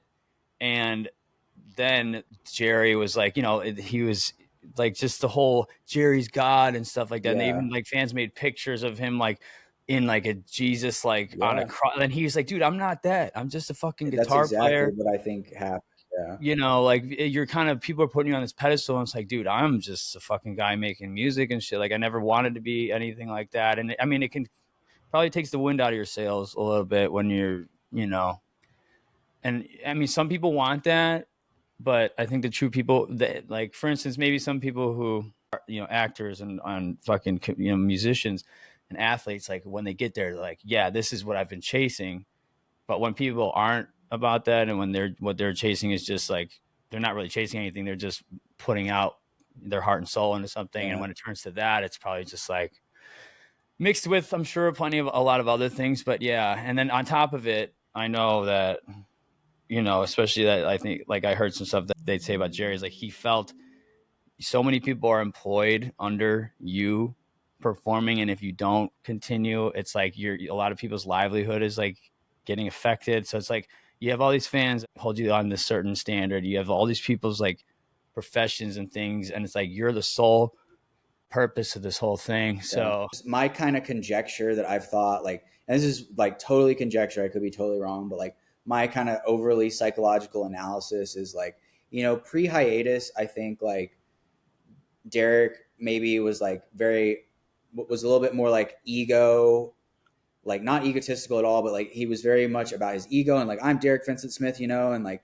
I think when he came back after the hiatus, it almost seemed like he had this like ego death of like, like I'm just this like person in Pretty Lights, like I'm not Pretty Lights. And he stopped saying, like, he would introduce all four members of the band and not say, and I'm Derek Vincent Smith. Yeah. And I noticed that the first tour, it was like I noticed that as well. Yeah. And I think on the second, like the 2024 Check Your Vector tour, I feel like it was more of this actualization between like the ego and the id and the super ego, in terms of like he came back more into himself and he was starting to feel comfortable, as well as still having that respectful like bigger picture vibe. And it seemed like you could almost just like see the growth in him, and I thought that was always really cool. No, I mean, I definitely noticed that for sure. He would say, like, he would do all the band members, and then he never would say himself when he came back and stuff. Yeah, just definitely. I mean, aside from the team getting so big now, I think just as it is, as Pretty Lights is not one person, it's a whole team, Right, and right. Especially now it's gotten even bigger. But yeah, I mean, I'm sure, dude, like, you gotta taking that much time off and coming back the way they did. I mean, I think it goes beyond maybe whatever things in life you need to like check in on, but also, looking at the whole, like, what the whole project is and how you want to come back with it. And maybe that's why he tore down the Instagram and it wiped everything and wanted to come back as something new and different. So it's dope, man. I get it. But then it was hiatus, man. Then we disappeared for a little while, and during that time, I moved to Miami. I think literally right after Red Rocks, or maybe actually right before Red Rocks, I had just moved to Miami, and I was getting my master's in audio engineering. So where'd you go to school? Where were you at down there? Yeah, I went to the University of Miami, which they have, like, at the time, at least, it was the #1 audio engineering program in the country. So I was super stoked on that, and I had no musical experience going into it at all. I literally, like, they asked, for like demos and like your resume basically, and I felt like I was like sending them my mixtape. I was like, I didn't think I was going to get in. I just didn't know what I wanted to do with my life, so I tried. I saw that I got in, but I really wanted to go to NYU. They have a Tonmeister program that I wanted to do instead. And so like I didn't even read the full letter of like the Miami acceptance. And I get a call like a week later from one of the counselors, and he was like, hey, like, I just want to check in and like see what you thought about our offer. And I was like, what do you mean? Like, I didn't even see it. And so they offered me a full scholarship and like a TA position where they were paying me $20,000 a year to get my master's. And I was like, No way. Will you guys just take anybody? Like, I mean, I say that humbly, like a little tongue in cheek, but I was just like so impressed. I was like, oh, yeah, fuck yeah, I'm going to Miami, like, so yeah, I went down there to get my master's. They literally paid me to do it. And I came right out of there and started working at Hit Factory in Miami. And how'd that work out? How'd you get that? Did you get like some connection through school and shit? Yeah, I think more or less. I mean, like, one of my professors was like, hey, they're looking for engineers at Hit Factory. I don't know if any of you guys are interested. And I was like, yeah, I might. Like, he's like, send me your resume or whatever. And I'll never forget, the owner of Hit Factory is like just the most like stereotypical like industry, like just big dude, like Miami guy, like smoking cigars. Like, you don't want to fuck with this guy. And like, I go in there, you know, for like my interview or whatever, and he just like slaps a stack of papers on the table. He's like, "You see this? This is resumes that I get. Do you know how many resume of people who want to work here?" He's like, "Why should you?" And I was just like, "Ah, fuck, I have no idea." Like, because I want to, like, I'm passionate and whatever. I guess I did have the know-how and the charisma. I guess it Sure. makes a big difference there. And so he hired me there. I was a bitch for the majority of the time I was there. You know, it was lots of like, go pick up cigarettes, go, like, you know, Frank Ocean is coming, we need 200 candles from Urban Outfitters, and no Urban Outfitters has 200 candles on hand, so go to 4 malls to go get it. Or like, you know, Nicki Minaj needs Versace towels. So like, it was a lot of bitch work. It was a lot of bitch work. But like I always say, like, my very first day on the job was with Pharrell. I got to just work with some like incredible people. Side by side, you're working with them, like, No, not. I mean, like, you're a fly on the wall for shit like that, and like, so no, like, hey, what's up? Just kind of I like, mean, no, like, you get to meet them and stuff, but yeah. it's just like, don't speak unless spoken to most of the time. Like, most Mhm. of those big guys have like a full time engineer, and Yeah. you're like the assistant engineer, like the studio engineer that is like, Mhm. all right, they ask like, where do I plug this in, or like, hey, we need this set up. So like, you know, I was getting to learn, and that was awesome, but like, it was not as hands on as like, it's not as glamorous as you'd think. Sure. I mean, it still is a cool It story, was cool. man. Yeah. I mean, like, you know, like Lil Wayne, Rick Ross, It's awesome. Mark Anthony, Rihanna, like, just everyone came through there through that time. Is there like any specific songs or anything that you were like in on, or was it more like, were you actually in recording sessions or more mixing, mastering, or just like all over the place? I mean, it was, A little bit of both. I mean, I think a lot of the stuff that like got worked on, like when I was there, a lot of it was not fully finished. And Mhm. like a lot of it, like, you know, didn't come out for years. I mean, like, there was a bunch of Rihanna stuff that like has never come out. There was, Mhm. I think the only stuff that, there's a ton of Latin pop. So like at some point, like, COVID hit, and a lot of Latin pop I worked on that, like, I don't listen to that, so I have no idea about any of it. But one that was really cool was Gucci Mane. I forget which mixtape he was even working on. My boss knew I was from Atlanta, and he was like, "You are not allowed to work on the Gucci Mane sessions under any circumstances. Like, you're going to be a fanboy." And I Mhm. was like, "Yeah, I am." And so the engineer ended up needing an extra person, so I ended up getting to go in there, and like, they were like, "Don't do it, don't do it." And I was like, "Hey, yo, Gucci!" Oh, you did. Like, That's and hilarious. I was like, man, like, I remember sneaking into Wild Bill's to see you when I was like 15, and he's like, "Oh shit, you fuck with old Gucci Mane." Like, and I was like, Awesome. "Yeah," and like, he just, like, I felt so certified. Like, I didn't talk to him a whole lot, but he said like a couple things that were cool, and like, Yeah. I ended up getting gifted a pair of Gucci shades for working on the session, and I actually busted them up when I was at the Caverns when Adam Oh, Deitch nice. came out to play. I busted them up, and I fixed them, but now they've got like this wook wrap to keep them together, which I think is even more unique. But Yeah, yeah. um, Damn, that's yeah, wild. So, was Wayne ever working on? Because I feel like he probably was doing some album stuff versus mixtape shit. Because I feel like he's always recording on the road. But I mean, dude, I don't know. He was one of those that it's like you go set up and you disappear. Like, yeah. and a lot of times, like, you'd go set up and he would book like a 12-hour session and he wouldn't show up, or like he would like show up for the last 2 hours of it. It was like a lot of times it was like, did Wayne ever show up? Like, we don't even know. He was one that he was one of my favorite artists for sure, but like, I never got to interact with him at all. Like, it was like one of those, like, you'd see him go from the Sprinter van into the room, and then it's like, that was it. Like, he was just, but he was there all the time. Like, Yeah. but Yeah, he's amazing, dude. yeah, He was definitely one of my favorite artists for a long time. me too. Well, that's cool. So what? You stopped around like 2020 working there, 2021? Yeah, I think like early 2021, I want to say, and or like middle of 2021. Yeah, I went through some tough personal stuff. I ended like a 6.5 year relationship. Was kind of like not sure what to do with my life. COVID was literally like Mm-hmm. tearing apart the planet, and it was just like very like, I needed to reset my life, and you know, went through a little party phase in Miami before coming back to Atlanta. Mm-hmm. And I was in Atlanta for a little while just before, you know, the 2023 tour got announced. And yeah, I mean, like, I went into like corporate America after that. I was like, Yeah. I feel like the studio life was so disenchanting, and it was like very upsetting that it was like this big difference between the music industry and the music artistry is what I like to say. And it was Yeah, like, for sure.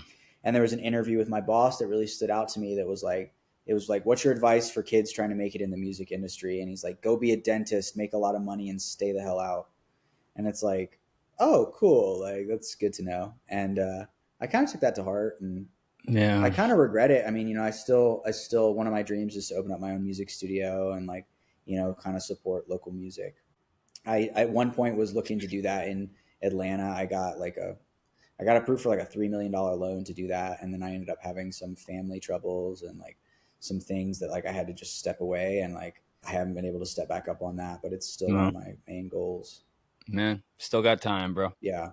That's really, really interesting. Cause yeah, there's a lot of shit in the industry that you don't really see, but that's why also I just like the scene that we're really into. I mean, you know, cause it's more about the artistry than it is. And these guys aren't making, you know, crazy amounts of money. And especially if they are, Pretty Lights is reinvesting money. So it's like, it's definitely a different, mindset. And I think it's like the community realness too. And I mean, I think that's one thing that was hard for, you know, like there's so many people who've talked about during the hiatus. They were like, oh, I felt depressed.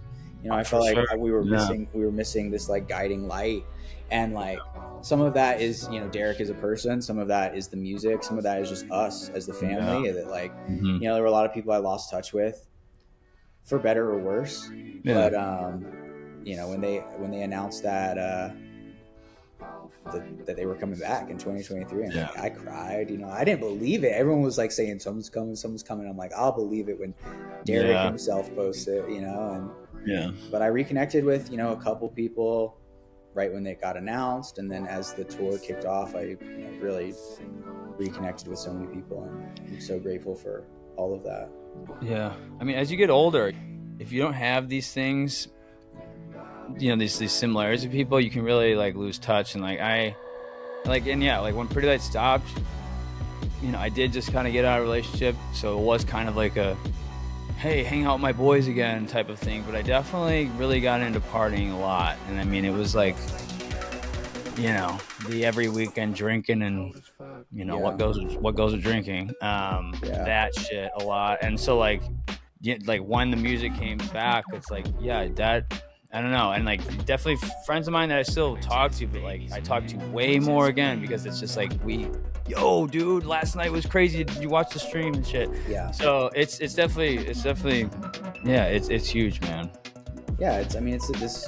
I always say like Derek is this person that like shines so bright, like he ignites the people around him, and it makes the world a brighter place, you know. And like I think that without that, it was weird for a lot of us, but for sure. But then, man, Mission Ballroom kicked it all back off. So when you were still living in Atlanta at that time, right? You're just recently in Denver. So I just moved to Denver in January of this year, right on my 30th birthday. That was not the plan, but that's what ended up happening. So yeah, I mean, I kind of came out here with no plan, you know. Like I basically came out here solo to Mission Ballroom. Yeah, just like knowing that there were, you know, all my homies were here. You know, like even homies I haven't seen in 5-6 years, it's like they're there. Like it's just show up and it's all gonna work. And I remember like getting in the line like a little bit later than I wanted to, but like, you know, homies were like, yeah, bro, like of course we saved you a spot already. And I was like, fuck yeah. Like that's like we never left, you know, like. And I think like I've heard a lot of people say the same thing. I was like a little nervous going into the Mission show, you know. It was like physical tension. It was like, oh my gosh, like this is real. This feels like a daydream. And I mean, I can't imagine the energy like leading up, during, walking, set break, walking out. I mean, fuck, dude. Yeah. I wish I pulled at least that or Dylan, but I mean, I financially I had to just pick one, but yeah, fucking wild, dude. I financially fucked up because I was like, dude, I don't care. Like I couldn't get a ticket, and I wasn't as like involved with homies as I once was. Like I could get a ticket easily now, but I way overpaid resale on it. Oh, for sure. And the first time I paid like I think $200. The only one I paid a lot for was the very first night back, and I paid like $200 for it. The girl didn't deliver it to me until like 2 hours before the show, so I panicked so hard. I bought another one for $400. Oh my god! I was already in line. I literally was like already in line, and I was like, what the fuck am I gonna do? I mean, I would have done the fucking same, dude. I'd have been tripping, like. But so I ended up disputing it with AXS, and so I got my money back. Oh, that's so, good. All right, but still, it was like, yeah, very stressful. But yeah, then Dylan was great. Dylan felt like very Telluride vibes. I just felt like we're back, and I was just impressed over the course of those 2 weekends. I think he only maybe repeated like 1 or 2 songs, and it was just like, yeah, dude, these guys, yeah, they're the truth. But the ones they did, like what sticks out to me is fucking. I know "Road to the Stars" repeated, and then you could hear the whole crowd because they knew it now. I'm cold as fuck, boy.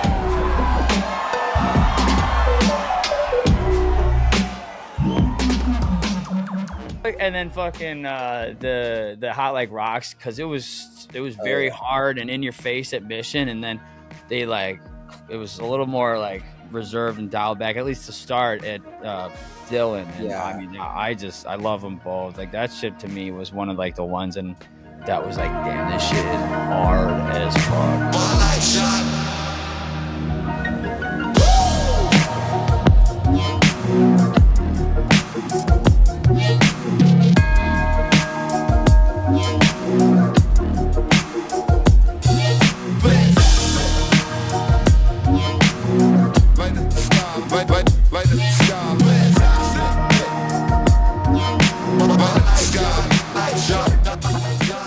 That was also during those two, like we were trying to figure out the names for the new songs, and I'm in like this like our setlist crew, whatever group chat, and we were like secretly getting pictures of the setlist from people on crew. We're not saying any names or anything, but so then like we're going through, and like they don't stick to the set list like a lot of times. So but we're like going through and like trying to figure out, all right, this is the name of this one.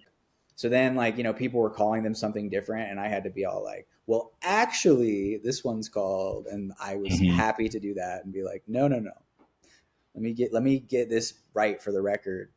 And then coming off of that was Atlanta, which was like hometown. It was the first time he's played in Atlanta proper in 12 years. And so that one was just first time in 12 years. Counterpoint, like is like outside of Atlanta, I'd say. Yeah, true. So Tabernacle was the last one then, yeah? Yeah.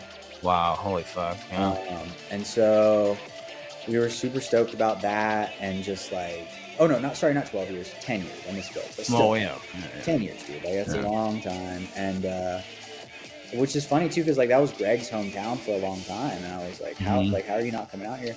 And so a lot of homies who'd never seen PL got to, and that was really fun and special. Well, I feel like that's another spot for PL, like kind of like you were saying, there's like New Orleans and Denver as far as like where Derek's at, and then there's like, I know Chicago. I know some people are affiliated or like from Chicago. Like I know that at least that I think the radio edit guy was or whatever, but like I'm sure some people still in there. And then Atlanta, I know Wit was from there, and then and then of course New York. I know like that's where Greg's originally from. That's where Phil's from. So it's kind of like still team member hometown type of shit. Yeah, absolutely. Went to Georgia Tech also is where I went to Georgia Tech. I think that's probably when I was like kind of at some point talking about trying to work for the crew. That was like my credential. Was like, hey, did a similar program to Wit. But nice. Then so after Atlanta was Philly, which I was kind of like not sure about going to. Redemption Arc. Yeah, I didn't know that yet though, obviously. And I ended up like just third wheeling with my buddy Phil and his girlfriend, or his fiance Sam. They're about to get married, and I was third wheeling with them, and ended up being super fun.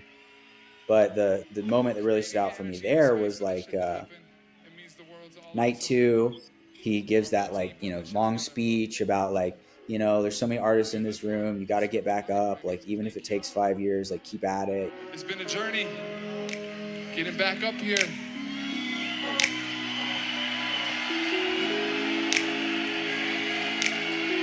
This shit can be hard. Show after show after show, you can lose sight of what it's all about. If you identify too much with your creative output, then when it doesn't go right, you can feel like that's about you. I know half the motherfuckers in here are artists, and that's what it's like, you know what I'm saying? So you gotta like, let it go. We sweat creativity, baby. Let it go. And when we fall on our face, what do? We get back up, baby. What's up, Philly?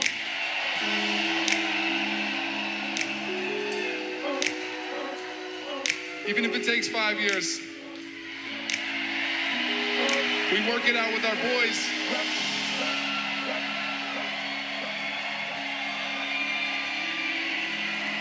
So we can feel this shit and open our hearts together. Philadelphia, y'all are off the fucking hook. Thank you so much for being out here.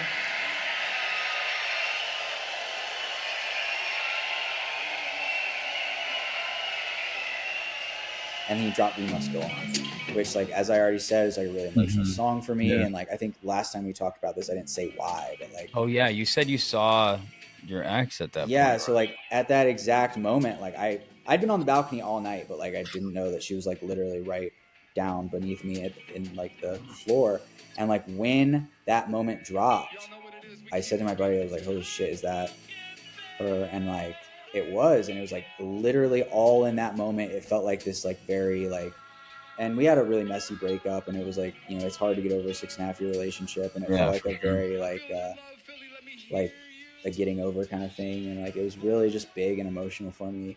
And then when I got home from that night or whatever, my friend CJ, who I was talking about before, like called me, and we talked for like 2 hours too, and it just felt like this whole big like emotional thing, that like that night just was like a big like life moves on from here kind of thing. Yeah. Like, and it's all uphill from here kind of moment. So was that the night that you were just talking like half of y'all are the dopest artists out there, something that? Yeah. And just you know, it was like a little tongue in cheek of him. He's like, you know, like you got to get back up even if it takes 5 years. And yeah, like, that was really the first time he acknowledged the fact that he'd been gone for 5 years. Even like other than that, he just like came back like nothing happened. And yeah, I mean, I think as far as like more personal or like kind of being like saying something, but also being like correlating to himself, because I know in Mission he just said like it's our first time in like almost 5 years, like, but like that was like, hey, because sometimes it takes you this long because of, you know. Yeah, it was the first time on the tour that like we got one of those like really emotional speeches from him. I felt like, and that one was meant a lot to me. And then like after that, I was like, well, fuck it, I think I might go on this whole tour. So props to you for that. So yeah, you didn't. So you didn't go to that Oregon festival, right? No, I didn't. I went to all the. I missed the festival sets. And well, you went to Swanee though, right? Yeah, I did go to Halloween. Okay. I missed the festival set, and I missed Chicago. Chicago was like that weekend was like it was my high school reunion, 10-year anniversary, as well as my friend was opening his studio, and he had like this big like launch for his studio, and I wanted to be there, and I was like, I can miss one PL show, whatever. And I wish I hadn't, but. Yeah, I mean, that was if you're gonna miss any, I mean, not saying Chicago is bad, but like that's right. You went right in the middle. You know, you went to all these in the beginning. Then I feel like Brooklyn and Chicago were kind of like the middle round, and then after that it went Caverns, Warfield, and NOLA. So yeah, and then I think it was Brooklyn after Philly. Yeah. And Brooklyn was sick. I mean, you know, like Brooklyn Mirage is a crazy venue. It getting delayed whole thing by like a day because of rain was crazy. Like just felt post-apocalyptic or something. Yeah. And then one of my favorite stories from that was so I ended up getting stranded basically. Like my buddy who I was like really there with, like he was like so exhausted he went home, and so I ended up. And I was staying like looking for somebody, couldn't find her, and so then I ended up like kind of stranded in Brooklyn. My phone was dead, and it was like 2 miles from like my hotel, and it was late. You know, it was like past the point that everyone was walking, and I was like, oh shit, like it's like literally people had just been like in the news for getting like murdered leaving the Brooklyn Mirage and shit. So I was like kind of scared. And so then I end up seeing one of my buddies. He's in a car with like 3 or 4 girls, and I'm like, do you mind, like, you guys gotta give me a ride home, like please, like I'm on the way. And that was the first time I actually like kind of really interacted at all with my current girlfriend. She was one of the girls in the car. And I say this, I've said this to her before, but like it's kind of silly, but like, you know, I met a bunch of those people at the time, but she's the only person I remembered from that car ride at all. And I know it's gross, but like it's the truth. It's the truth. Yeah, man. Oh, yeah. And I remembered seeing her in Philly too, and I was like, damn. I was like, man, she's too pretty to be a real Pretty Lights fan. And I know that's not like a knock to our fan base at all, but I was just like, not a look, you know? Like, no, yeah, I get you. I know. Like, this is just some pretty girl that pushed her way to the front, right? Like, like, who do you know here? Yeah, right. But no, she's certified for sure. She's got 50 or so shows. So I think her 50th show is going to be my 100th, if I'm not mistaken. And then after Brooklyn, I missed Chicago. And then Caverns. Yeah. So Caverns was super sick. I ended up kind of like it was just a terrible logistical situation. I think like I had bought 4 tickets and like 3 of the people bailed, and then 1 was like kind of in. And so like one of my homies, she ended up taking it, but like I ended up like, you know, out all these tickets. And so I forgot, this is a horrible thing. I feel bad about it. I forgot that I like kind of jokingly listed them on like, you know, StubHub resale for like $1,000 a piece, just as a joke. I forgot about it, and someone paid for them. And I was like, like, I almost felt bad. I was like, oh my gosh, like I should not be supporting the resale market. I hate doing that. Yeah. But I ended up, you know, basically getting my Caverns trip paid for. And they were stoked about it. They were like, man, we couldn't find any other tickets like last minute. So like, we appreciate that so much. And I was like, all right. I mean, yeah, at least it was worth the money, you know. But it's definitely, I mean, it's crazy how that, you know, those tickets were, I mean, especially coming back, and, you know, I think it's chilled out now, but just, the return of it and everyone trying to like. It was hard, dude, to get tickets, man. It was like such it was its own trade battle, you know. It was like, hey, I'll trade you 2 Caverns for 3 Chicago and all this shit. Yeah. And like it was kind of fun, you know. It was like a little hustle, but like it was almost like the pin game shit, you know. Yeah. Dude, hey, I almost I went to San Francisco because I live in San Diego, but like I was getting married. My wedding was that upcoming April 24th, but I debated doing my bachelor party at the Caverns. I wish I did. That would have been sick. I know. But like my whole thing was I had like 20 or so people, and I'm like, I don't necessarily want the people who don't like it to be there. And I also like my whole thing with having a bachelor party was like, you know, I'm not the type who wants to go to Vegas and go to strip clubs and stuff like that. Like I just wanted to be with the boys and like be able to talk to everyone, not worry about, oh, Max is here and fucking Curtis is there and like we're trying to meet up and everyone like. So I ended up having it in Tennessee, but like rented a house, not that weekend, like later, but I got a sick crib in the Smoky Mountains and stuff. But yeah, like I kind of wish, because that was like many just years ago. Like I don't know, there was so much more that was special because you had like Deitch came up many years ago. Used to go on tour and play lots of shows with my main man right here, Adam Deitch of the Lettuce fame and of so many bands, legendary drummer in the spot. Yo, so Alvin Ford Jr. gonna let Adam get up here and do his fucking thing for a song. One of the songs we used to play, and it was one of Adam's favorites, you know what I'm saying? So we're gonna fucking do it tonight.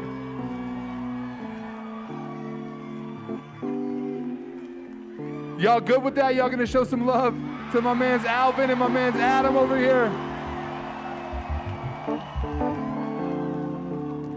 Facts. All love in here.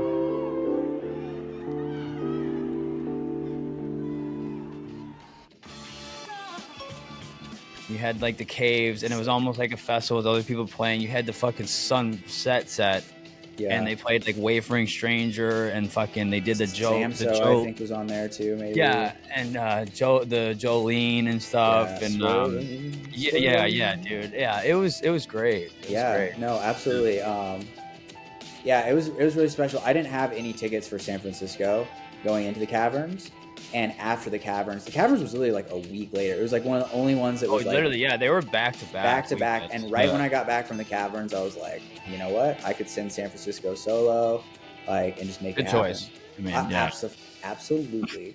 And so yeah, I went to San Francisco solo, stayed real close to the venue. It was really sick. Dude. Like, it's like, obviously I know lots of homies there, but like I like going solo sometimes, just like, and not having to worry about like who's doing what.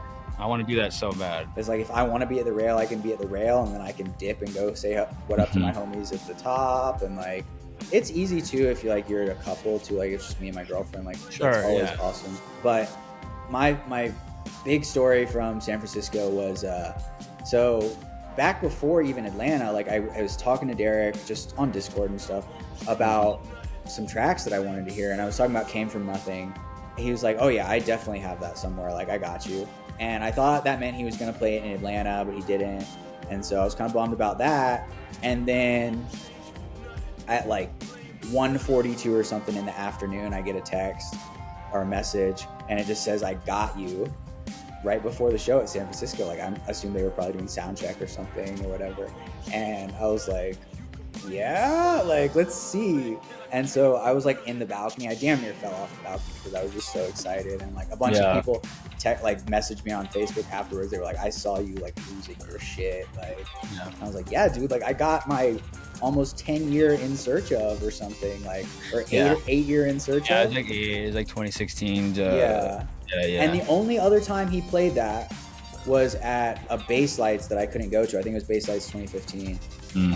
And so it was like, that was my big one, and I was like, yeah, I got it. I'm good. I'm like, and it literally felt like, check, like there's maybe one or two others that have only been played like once ever. Yeah. But like, that was one of the only songs that's been played more than once that I hadn't heard. Yeah. Things just ain't the same. Fucking yeah. I love that shit. At the time, I almost forgot. Like, I was like, wait, what is this? And like, I was just like, oh, I know this. You know how the way it starts, like, boom, boom, boom, and then there's boom, boom, boom. And I'm like, wait, and I'm like, oh shit, dude. Yeah, it was great. I mean, that first night was other than, I think it was only a couple new tracks, and then like a lot of older stuff, but then they really got into a lot of shit the next two nights and stuff. So yeah, no, San Francisco, and it's like lawless up there, like like, I don't know, just in terms of what goes on outside, it's fun. I mean, yeah, the Bay Area is great. I love going to shows up there because it's like, even though it's a little rough in some parts, but it's fucking fun. I mean, it's kind of like, anything goes. Obviously that goes a little too far with people's cars getting broken into, but yeah, it definitely, leaving the show, it was just like wow, I was mind blown, dude. It was so much fun. But yeah, so then you were planning to go to NOLA after that? Yeah, or? I got more lore from San Francisco. Oh, okay. So, go for it. Yeah. So the fun thing about that track, and another reason why it was like my big In Search Of, was in 2018, one of my buddies got a USB from Derek with a couple unreleased songs on it. And I don't even know if I'm supposed to be saying this, but that the MP3 of that song was on there, and so like, and he said, he's like, don't share that with anyone. Like, I might still release that. And so that's what I talked to him about when I was messaging him on Discord. I was like, hey, like, is this ever gonna release? Like, and so that's why that song was like especially like special. And also at Red Rocks 2018, I knew a couple of the unreleased tracks that he played at that because we'd already heard them. And like, there were people, like talking on Facebook, like speculating, and like my buddy and I were just like, we gotta keep quiet, just keep silent on these, like. But I think enough time has passed now that it's like whatever. Yeah. But so then, after that was NOLA. Yeah. So where, how did you at least get a good spot? Were you affected by everything that went on? Yeah, no, I was VIP for NOLA, and I saw people complaining, like Mardi Gras World's kind of always been that tight tight like that. You know, it wasn't my favorite venue, it wasn't my favorite sets, but it was, you know, dope pretty lights still. Yeah, I mean, the NOLA stuff was great, and the fact you got some horns at the end was nice. I wish we'd gotten more. It felt like they kind of came out like last minute. Like I wanted a little bit more integration. That would have been, I mean, yeah, honestly, like if I'm being entitled and picky, I feel like anytime you're in New Orleans, you need fucking get all these guys off the street. There's tons of fucking people around, but you know, I don't know. That reminded me, sorry, I remembered one more funny thing from San Francisco. So before night 3, since I'm solo, I'm like, whatever, I'm balling out. I go to like, you know, this insanely nice omakase sushi restaurant like right next to the venue. Nice. And, you know, I'm like eating by myself. And like, as I'm about to leave, I turn around and I see Borum eating with his girlfriend. And I was like, oh shit. I was like, dude, the show starts in like 20 minutes. Like, bro, like, what are you doing? And I said to him, I was like, can we hear, Down the Line? Yeah. Can we hear Down the Line? And they played it like, you know, third song or something. That's awesome. He's like, have we played that yet, this stop? And I was like, no. He's like, okay, I got you, whatever. Yeah. And it's become like kind of a like running joke that I say to him every time I see him. I was like, what'd you have for dinner?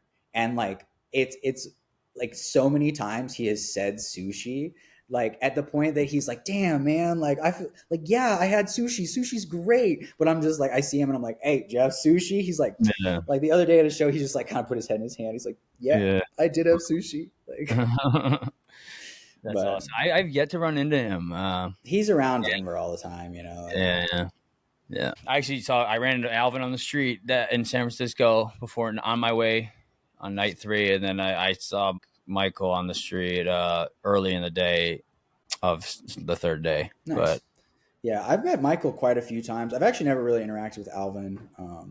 But Michael played at my fraternity once. Yeah. Oh, he played at your fraternity? Yeah, dude. They let me be in charge of music a few times. We had like Supervision, awesome. Michael Minner. We had like Arch Nemesis, Matty O'Neill, Marvel Years. And like the funny thing is like, dude, we were a small fraternity at Georgia Tech and no one ever showed up. Like we would have these sets and there would be like 50 people there. Like it was crazy. Sounds like a cool fraternity to be in then. I mean, they hated me. They hated me and I just pushed back so hard. I was like, no, we're getting these artists. They're like, we want country music. And I'm like, no. But yeah, and then it was no New Year's after that, which was I missed having, you know, it was always a really significant time for me. Well, it's weird because, you know, we'll get to it later, but the New Year's was not technically part of Check Your Vector's tour or like, you know, it got added later, but you know.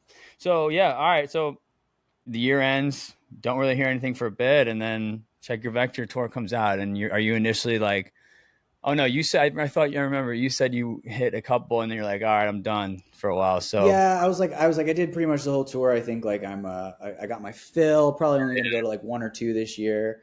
But I was like, all right, Return to the Mothership. Can't miss that. Yeah, you know, I need to go to one of those. I went to Hampton. Hampton was great. Stayed with some homies.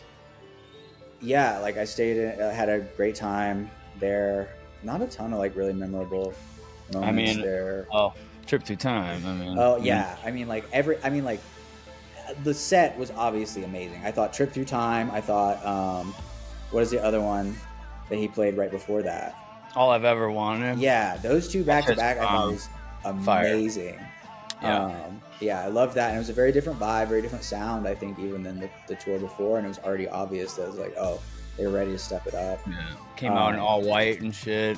Yeah. And there was when he did that the Bright Eyes cover, that it's like Arc of Time, I think is the original. Yeah, they did call it Arc of Light after that one, and then they started calling it Arc of Time. But Arc of Time is the original, but like, all right, so a little thing about me is like I'm a whiskey collector. I love whiskey from all over the world, and also at that time I was in and out of various toxic relationships. Like I was kind of you know, like in my hoe phase, honestly. Like I can honestly say that. And my friends would joke that I just have a type and it's always blondes. And so in that song, it's like, no more whiskey slurs, no more blonde haired girls for your whole entire life. And my friends were like, he's talking to you. He's talking to you. No more whiskey slurs. more blonde-haired girls for your whole eternal And Wow. like my friends all thought that out. Like I didn't know the Bright Eyes song originally, so I was like, Yeah, I'm not like, familiar. he's totally talking to me. I was, Wow, and I just remember that being like really. My friends thought it was hilarious. Like, that's wild. but I found a good one after that at some Yeah, point. that's wild. But Is she blonde? Is she blonde? she wasn't at that time, but she was a Okay. brunette. She was a brunette at the time, so I thought that was Yeah. See, green flag. I've always been with brunettes. I've never been with blondes. I don't know. It's Yeah. weird. And then after that, you went to Electric Forest. No, it was Return to Bonnaroo. Oh, okay. Which like I went with my best friend Amin, who I went to the first Bonnaroo with, and we kind of like last minute were like, damn, like I wanted to get an RV. My crew couldn't get together to agree on an RV. And so I found a hotel that was like $60 a night, about 30, 40 minutes from Bonnaroo, which I was like, all right, we already have a camping pass, but I don't want to camp. Bonnaroo sucks for camping. It's hot, gross. And he felt the same way. And I was like, well, what if we just, like stay sober enough or like drive home at 5 a.m., get some sleep during the day? And it was the best way to do it. Like, Yeah, it was for so sure. great. Yeah. I mean, dude, when festivals fuck you up, like, yeah, just on top of the heat and stuff like that. But like, yeah, there's, especially as we get older, dude, it's, you need that shit. I mean, even if you're not sleeping that much, just to go shower and like just be under a roof and have a bed, man. It was great. Yeah, and we found this like great little restaurant on top of the mountain that we just could like eat and drink before we went in. Like, and can't beat that shit. Yeah, it was pretty awesome. And then we had like our campsite set up though when we got back still, like we had a tent. Dude, yo. So I was like, we're just driving. I know. And like, now that I'm like, I was like, if I ever do Bonnaroo again, I'm going to do that and just find a slightly closer hotel, like, the camping pass is like, a $50 difference or something, 70 maybe. Yeah.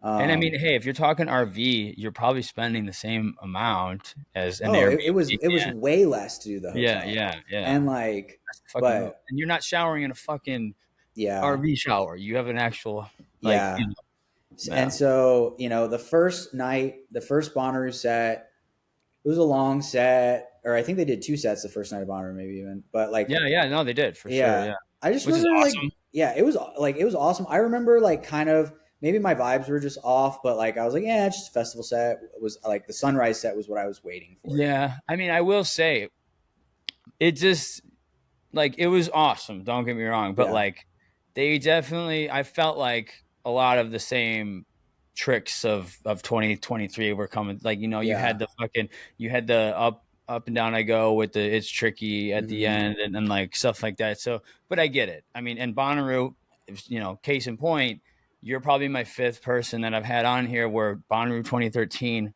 sealed the deal for them. Yeah. So like that is a place to bring in new fans, and I understand.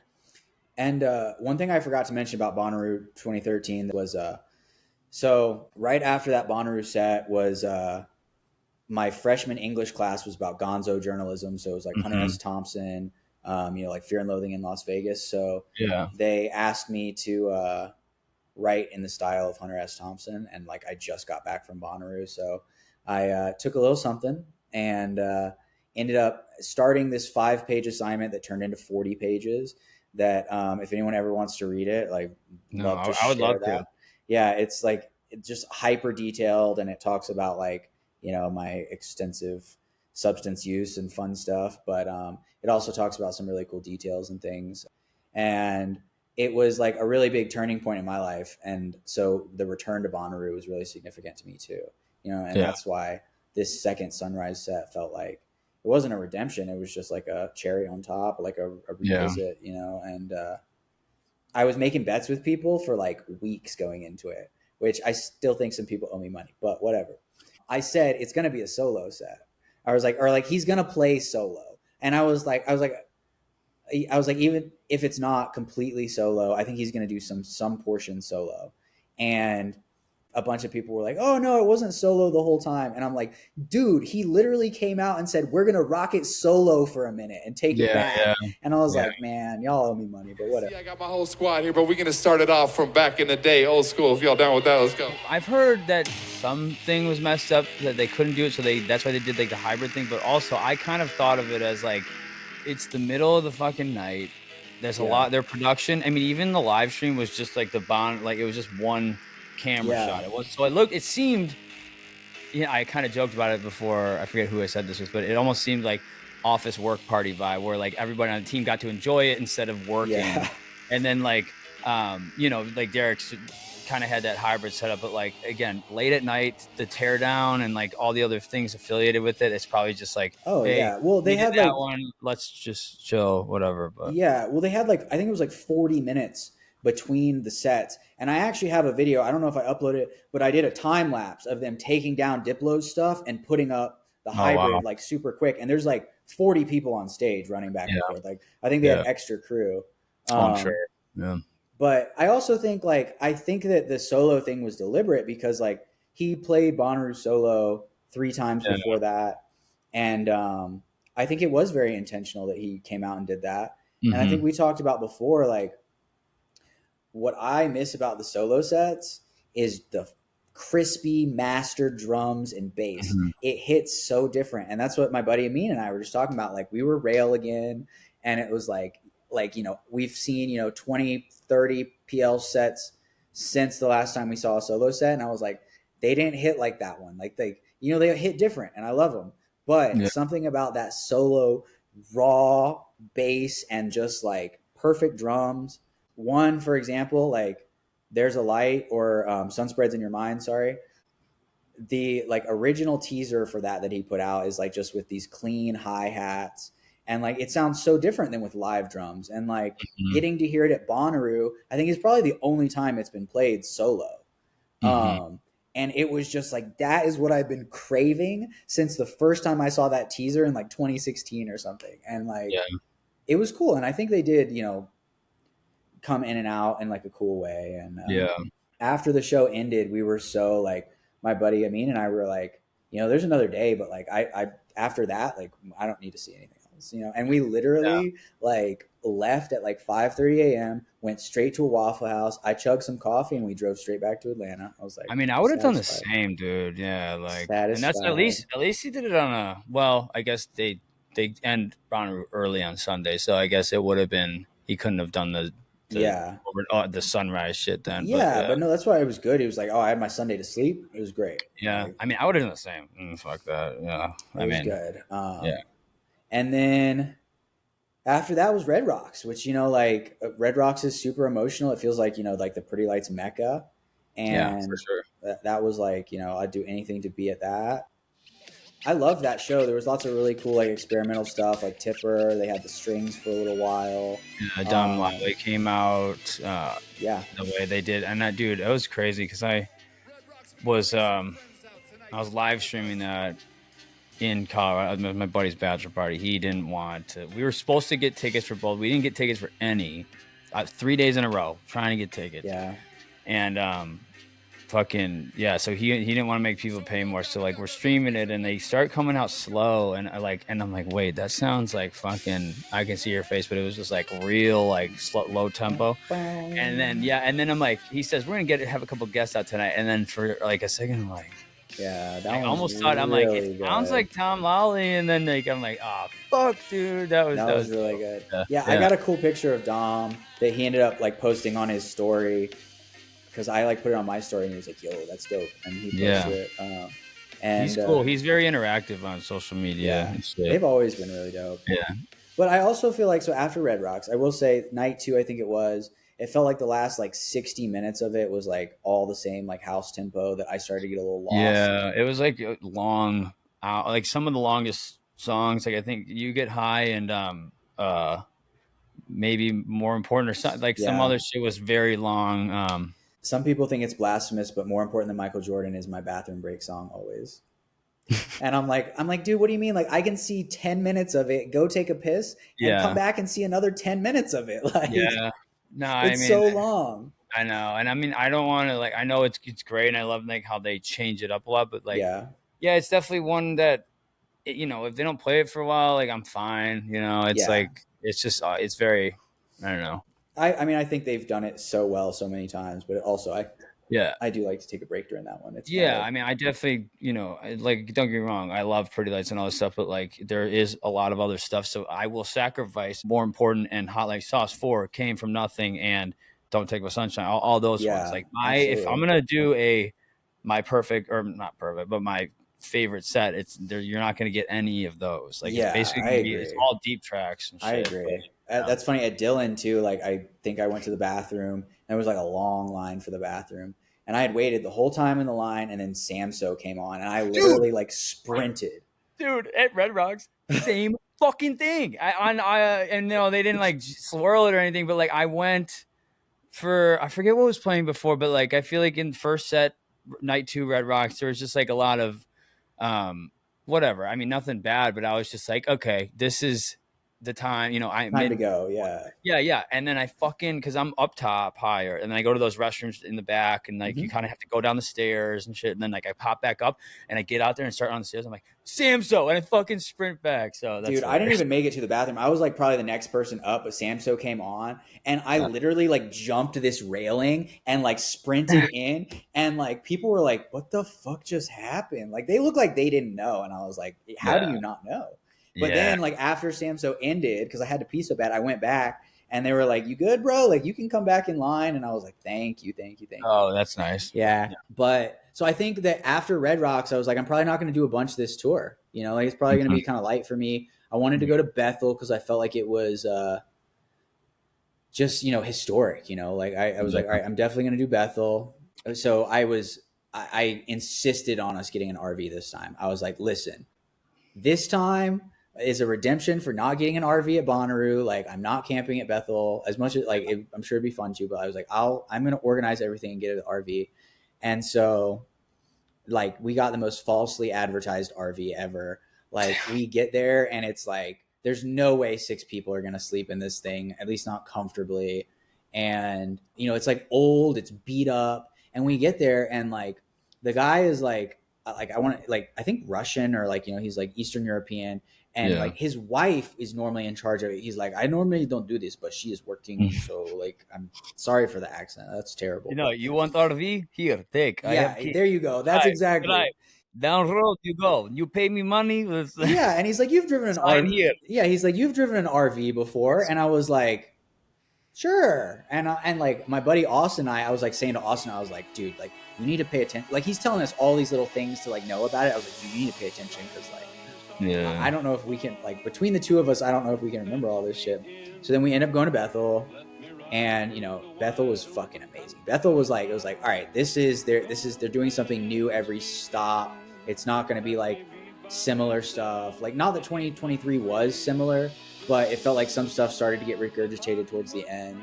But I was like, oh no, they're really like leaning into we're going to make something unique for every location. Yeah. And on the way home, so my friends stayed up all night or whatever, and I decided like I'm just too tired. So I was the only one who's like remotely coherent in the morning to drive the RV home, which I booked it, so that made sense. So the RV breaks down like on our way back to New Jersey.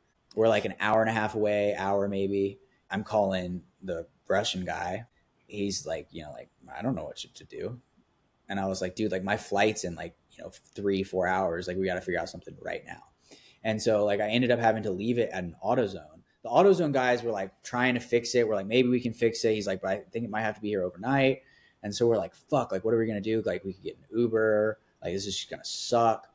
And this guy in this old like vintage converted bus, he said it used to be an old hockey bus, like happened to just stop into that AutoZone for a phone charger. And he's like, well, oh, I'm going that way. Do you guys want to hop on? And it was just like the most like he felt like a time traveler from like Woodstock or something that Wow. just like knew that we needed help. And I think I put pictures in the drive. This guy was super nice guy, and like we talked his ear off the whole time on the way home about Pretty Lights. But like yeah, he drove us, and like I think we tipped him at the end. You know, we're like, thank you, bro. Like that's amazing. But like, Yeah. he saved our lives, and That's amazing. Wow. Yeah. Did you get fucked on the fucking vehicle or anything, or it was fine? No, well, so I ended up having to like it was protected through like outdoorsy, so I had to jump through a bunch of hoops to try to like Oh, make okay. sure I didn't. But like I told the guy, I was like, "Hey, dude, like this is beyond my control. Like you left me a faulty RV. Like it's Yeah. an old RV that shouldn't have been doing this in the first place." So like they ended up eating up all the cost. But Yeah. Well, fuck them for the false advertisement. Yeah. But, yeah. But Well, that one at made least me it broke down after, and you didn't get fucked going. So. Yeah, but that one afterwards made me like decide, yeah, I'm definitely going to go to Tahoe. I think I think also, you know, I hadn't my girlfriend, you know, we weren't, you know, talking really at all at this point, but like I think she was like trying to convince me to go to Tahoe, I think just to fill up a spot in their Airbnb, honestly. But Tahoe was just, you know, like one of the best weekends of my life for sure. It was the first time that her and I got the chance to really like hang out and connect a little bit more. You know, I think that's kind of where our relationship launched off from at that point. So awesome. That was dope. Obviously, like, and I just keep referring to her as my girlfriend. I said I'd say her name. Her name's Taylor. I think a lot of people already know her. You know, the venue at Tahoe, just like I think the best venue of the last 2 years, just acoustically, for sure. Like, as an audio engineer, like the way they had everything tuned, it was like there's not too much pressure on your ears. It was just like beautiful weather, beautiful venue, beautiful town. Just everything was amazing. Like one of the best, I think, the most beautiful place I've been in my life. You know, and the sets were like, what more could you ask for? It was just like one after the other that was just like, yes. Dude, I'm so happy they played there. And I heard so much bad shit about that venue. Like, it's in a parking lot, it's this and that. I'm like, all right, well, whatever. I live in California. This is close. I've always said I've wanted to go to Tahoe. I haven't been yet. I was up close. I don't normally go up that close, but there was like a lot of room shortly before it started. And like, I felt it. It was like it's a different world up there. And when I left, like, I think on down the line, night one, I finally walked to the back, and it was like, it's still dope back there, but you're like immersed in all that shit, and just like Hot Like Rocks and Sound of Silence up front, dude. It was crazy. Yeah. Crazy. Yeah. And like I said, like the pressure, like sometimes if you're up there too close to the front, those really bassy tracks are like too much. Yeah. But they weren't there. They're so good. We talked about last time. I asked you, like, what do you prefer, indoor, outdoor, like pretty lights? Because, you know, sometimes the thing with outdoor is obviously you have the chance of weather affecting things, but then like the first set, depending on time, could be not as like illuminated, you know, given like, you know, for Dylan and things like that, or like the sunrise set at Caverns. But like sound wise, I like it because it's, you know, the sound just it's not bouncing off anything. And I mean, it can be nice inside at times, but other times it can be shitty. So yeah, it can be overwhelming for sure. Yeah, but no, then Tahoe was great. So then after that was Vegas, ACL for me. Yeah. So I went to ACL with Taylor, and you know, it was kind of just a last minute send. I kind of just like convinced her. I was like, hey, just come out. At that point, obviously, I was like, you know, trying to make something happen there, and it was like totally unhinged of me. I was like, my mom lives right outside of Austin, like in San Antonio. And I was like, yeah, you can just stay with me. And I was like, all right, this is like the second time we're ever hanging out. And like, you're staying at my mom's place, probably a little fast here, a little. And then I like, in my head, I was like, oh my gosh, I should just book a hotel. This is such a bad idea. Like, but no, it was good. My mom was well behaved. So yeah, that one was. That was only weekend one you went? Yeah, no, weekend two actually. Oh, weekend two. Okay. We got that like Khruangbin. They did like the Khruangbin, Texas Sun. They played there, which was just sick. And that was like we were talking about before, like that was like them starting to really make a festival set less of a festival set. You know, it was like they're playing new stuff, they're playing different stuff. But yeah, then Vegas was after that, I think. And back to the sound thing, definitely not the ideal in some places. I mean, I was up on the side in the stands, and as you know, it wasn't really filled out. And for one, I felt a little disconnected. I mean, I had a great view. Like if it was packed, I'd been like, this is the spot.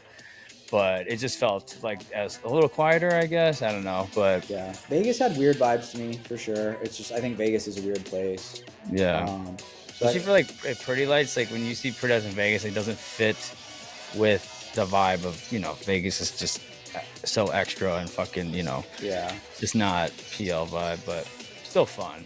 But it's always fun. yeah. No, I like Vegas. I liked how experimental it was. I think Vegas Night 2 Set 1 was one of my favorite sets of the tour because it was mostly old shit, and I really liked hearing that. And then Set 2, for whatever reason, like I was, my girlfriend and I just were not vibing like with the music, not with each other. I mean, and we just both were kind of looking at each other. We're like, something's off. Whatever it was, I don't know. But you know, we said that to other people and they thought we were crazy. So it couldn't have been that bad. But yeah, I mean, I had fun, but I like, yeah, if I were to like pick some of my favorite sets, or if I could relive something again, I mean, in terms of like, you can only pick one. That's definitely not it. But like looking back on it, like, yeah, it definitely, there was like, felt like a lot of more DJ-esque. But then like, it's funny because the end of the first set was crazy too, because we did this Phil Night San Andreas and then the Let Them Know It's Time to Go, Here Comes the Hot Stepper thing. yeah, it was super But cool. it's funny. Yeah, it's great. But it's funny because Derek says, all right, we were just like, you know, Warming says up with we were just warming up with that slow shit, and it was pretty. It was like the heaviest set ever. Yeah, and then you go high BPM, fucking, you know. Shit. Y'all are off the hook, feeling your energy out there. We just warming it up with that slow shit real quick. Yo, get a drink, hydrate, give some back rubs. And if y'all feeling the homies up here, Las Vegas, get loud, baby. Hell yeah, such an honor to I mean, be here. again, it's cool to be at. I know, but some people love it. Like my buddy said that was his favorite set, like ever night, like Set 2, Night 2, and like one of my other buddies, he like loves all that type of stuff. So he just constantly like plays that stuff, and like I don't know.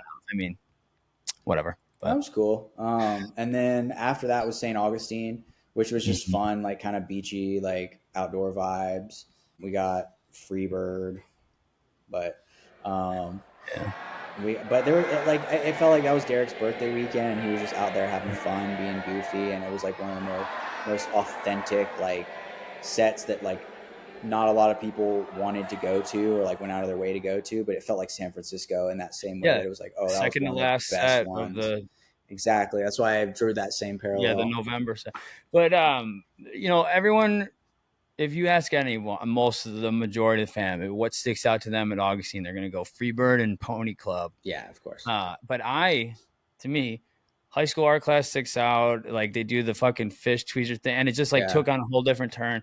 Whistle really sticks out to me because that's where we talked about it before. Yeah. I love Whistle, but like if you listen to Whistle from Mission.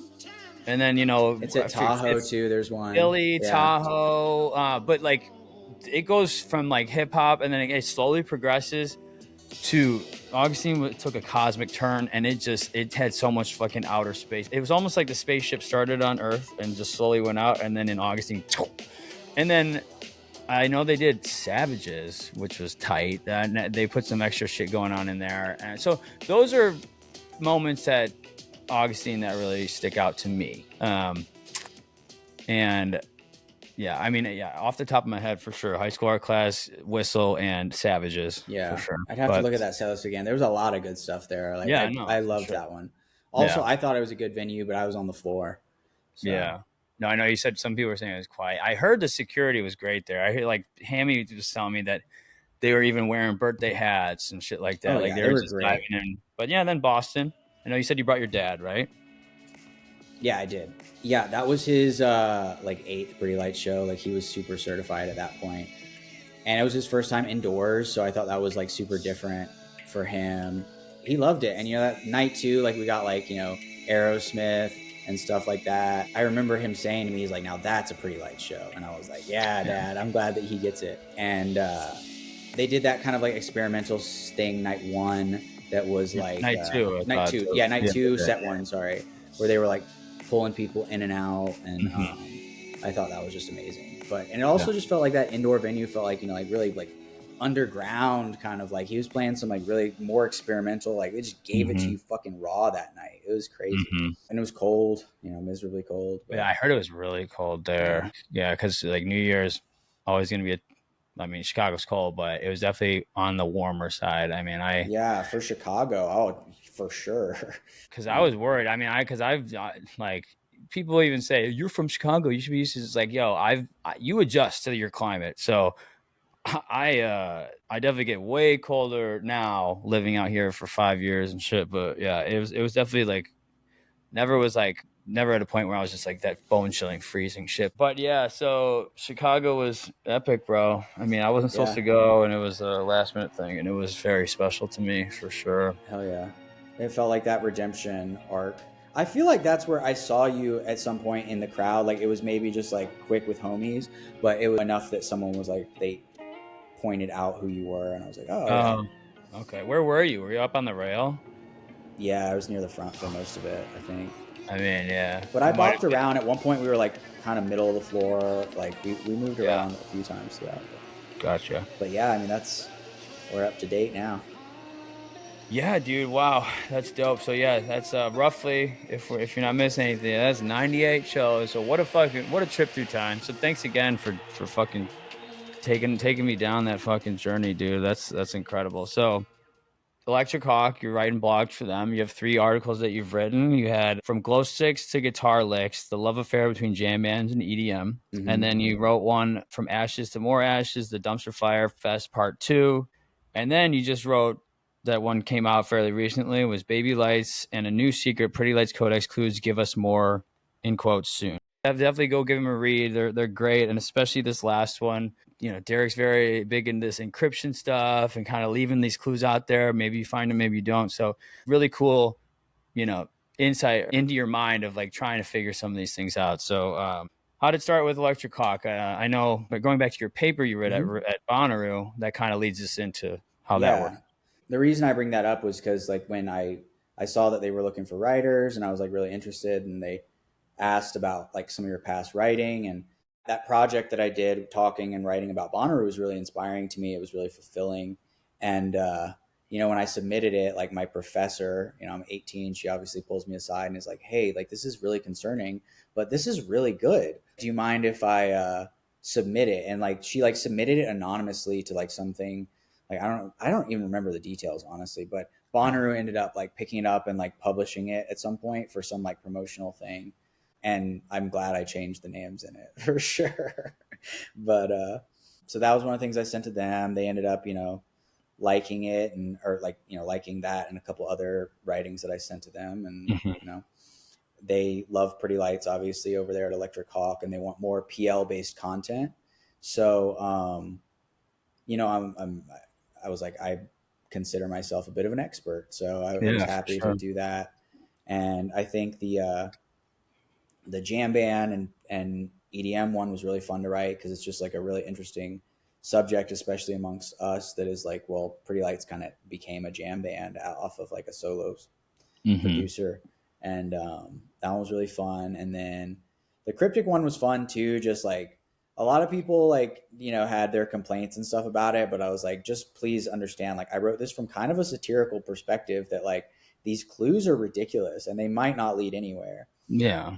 Like the subject of it was at the end of the Buena Vista post, there was the words Codex Covisac, which in the article I talk about, like I ran it through all these different ciphers and through ChatGPT. Like I compared it to like area codes and like airport codes. And like, I knew I probably wouldn't find an answer kind of, but like, I just went with it partially just for the sake of, you know, having something to write about. Sure. And, that was really fun. I did, you know, it's very speculative, but what was super cool was like a little bit later, actually just maybe like 2-3 weeks ago, Derek was on a Twitch stream where he was like, you know, there were 20 people on the thing and he was just kind of like taking questions basically. And so I asked him, I pressed him about the Covisac thing, Codex Covisac. I'm going to paraphrase the story because I want to preface it with that. And he even said like, yeah, it's kind of confusing to me. You know, he said that long time ago, on the night that he auditioned to play bass in Michael's band. So this was like before Listen, like Michael was making a punk band. Derek wanted to play bass, so he auditioned. He had this dream where like there was a lot of stuff about timelines and like all this crazy stuff, and he felt like this word stuck out to him, and it was Kovisac, Kovisac. And he said it felt like an acronym for words that didn't exist yet, and that it had to do with the creation of meaning yet to be defined, which I like, that's just very Derek, like cryptic kind of like, but he said like, within the same week or so, he had a second dream where it seemed like all of the timelines converged into one singular moment and froze. So they ended up naming the punk band The Freeze. And so the name of The Freeze is actually about like the freezing of timelines, not like, freezing of temperature, like I'd always thought. But so basically he said that he brought back this word kind of as like this antithesis to the freeze, in terms of like the idea behind Buena Vista is that now all those frozen timelines are going to untangle outwards. Like this is like a nexus event, if you will. Mm-hmm. I don't know. It seems interesting that they would bring back a term now that is probably, 20, 23 years old, that has been something they've talked about. So I thought it was really cool. Yeah. No, and like, it's a great read, and I love that. I mean, because there's like, I saw this interview on like Quentin Tarantino one time, and like he has these, his movies are very different, and there's sometimes some things that like are like, wait, what was that about? Like endings don't really, maybe some loose end type stuff, and then he's saying when people ask what was behind that, he doesn't like to disclose that, because that kind of like that closes the chapter on any other thoughts and possibilities. And when you create something and time goes by, it can keep the conversation going. It come from somewhere, but it's not supposed to be a literal thing. It's a mood thing. People come up to me and they tell me what they think it means, all right? And I'm constantly astounded by their creativity and their, ingenuity. And as far as I'm concerned, when they come up with that, they're right. They're 100% right. And I want to keep that coming. The minute I say whatever I'm going to say, it becomes official. And then all that stops. And it's just, I like that you did that, because then it got me thinking on some things. I just appreciate like the thought process behind all of it. And I think it's fun. So it's kind of one of those things, I think, he's even said that there's tons of music out there that's like waiting to be discovered. There's a lot of secret old music that The Freeze, Listen, The Years, there's some gems waiting to be discovered and maybe reimagined. Let's reimagine them. Let's go home, forget about the future. It may come sooner than you really want it. Like it might mean nothing to us and something to them, I think, but it also, might end up being a clue for something at some point. Mm-hmm. I think the obvious, we've all been hoping for some music, some professionally finished, mastered music put in our ears. Yeah. Like I love that, the prelightslive.com, Mm-hmm. pours and puts everything up. Super grateful for that, but it's just not the same as hearing a finished, mastered work of art from Derek Vincent Smith to me. I've had this theory for a little while now, and I forget who it was, but it was either Alvin or Bourne that liked the Mm-hmm. comment that I made on Facebook, which is that my theory is like the way that Color Map was comprised of live breaks that were made in a studio. What would be a really cool, like next level, like taking it up a notch, would be an album constructed of live breaks taken from shows, because I think that's like this interesting way of imbuing like the crowd energy, and like that makes us a part of it. It's like this album, or the theoretical album that I feel would be like, all of us as a part of that, as the energy. And a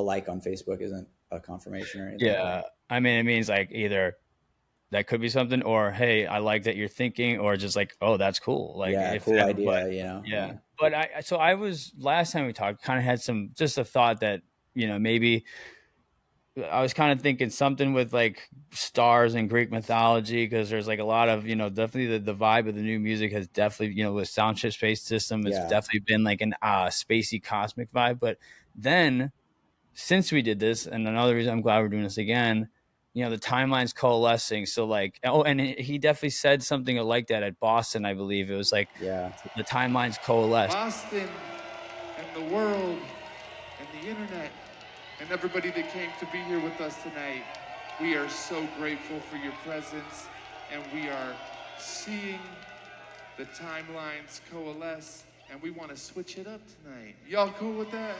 Yeah. Because we are learning and realizing the importance of each other and the stories and the gifts that we share, okay?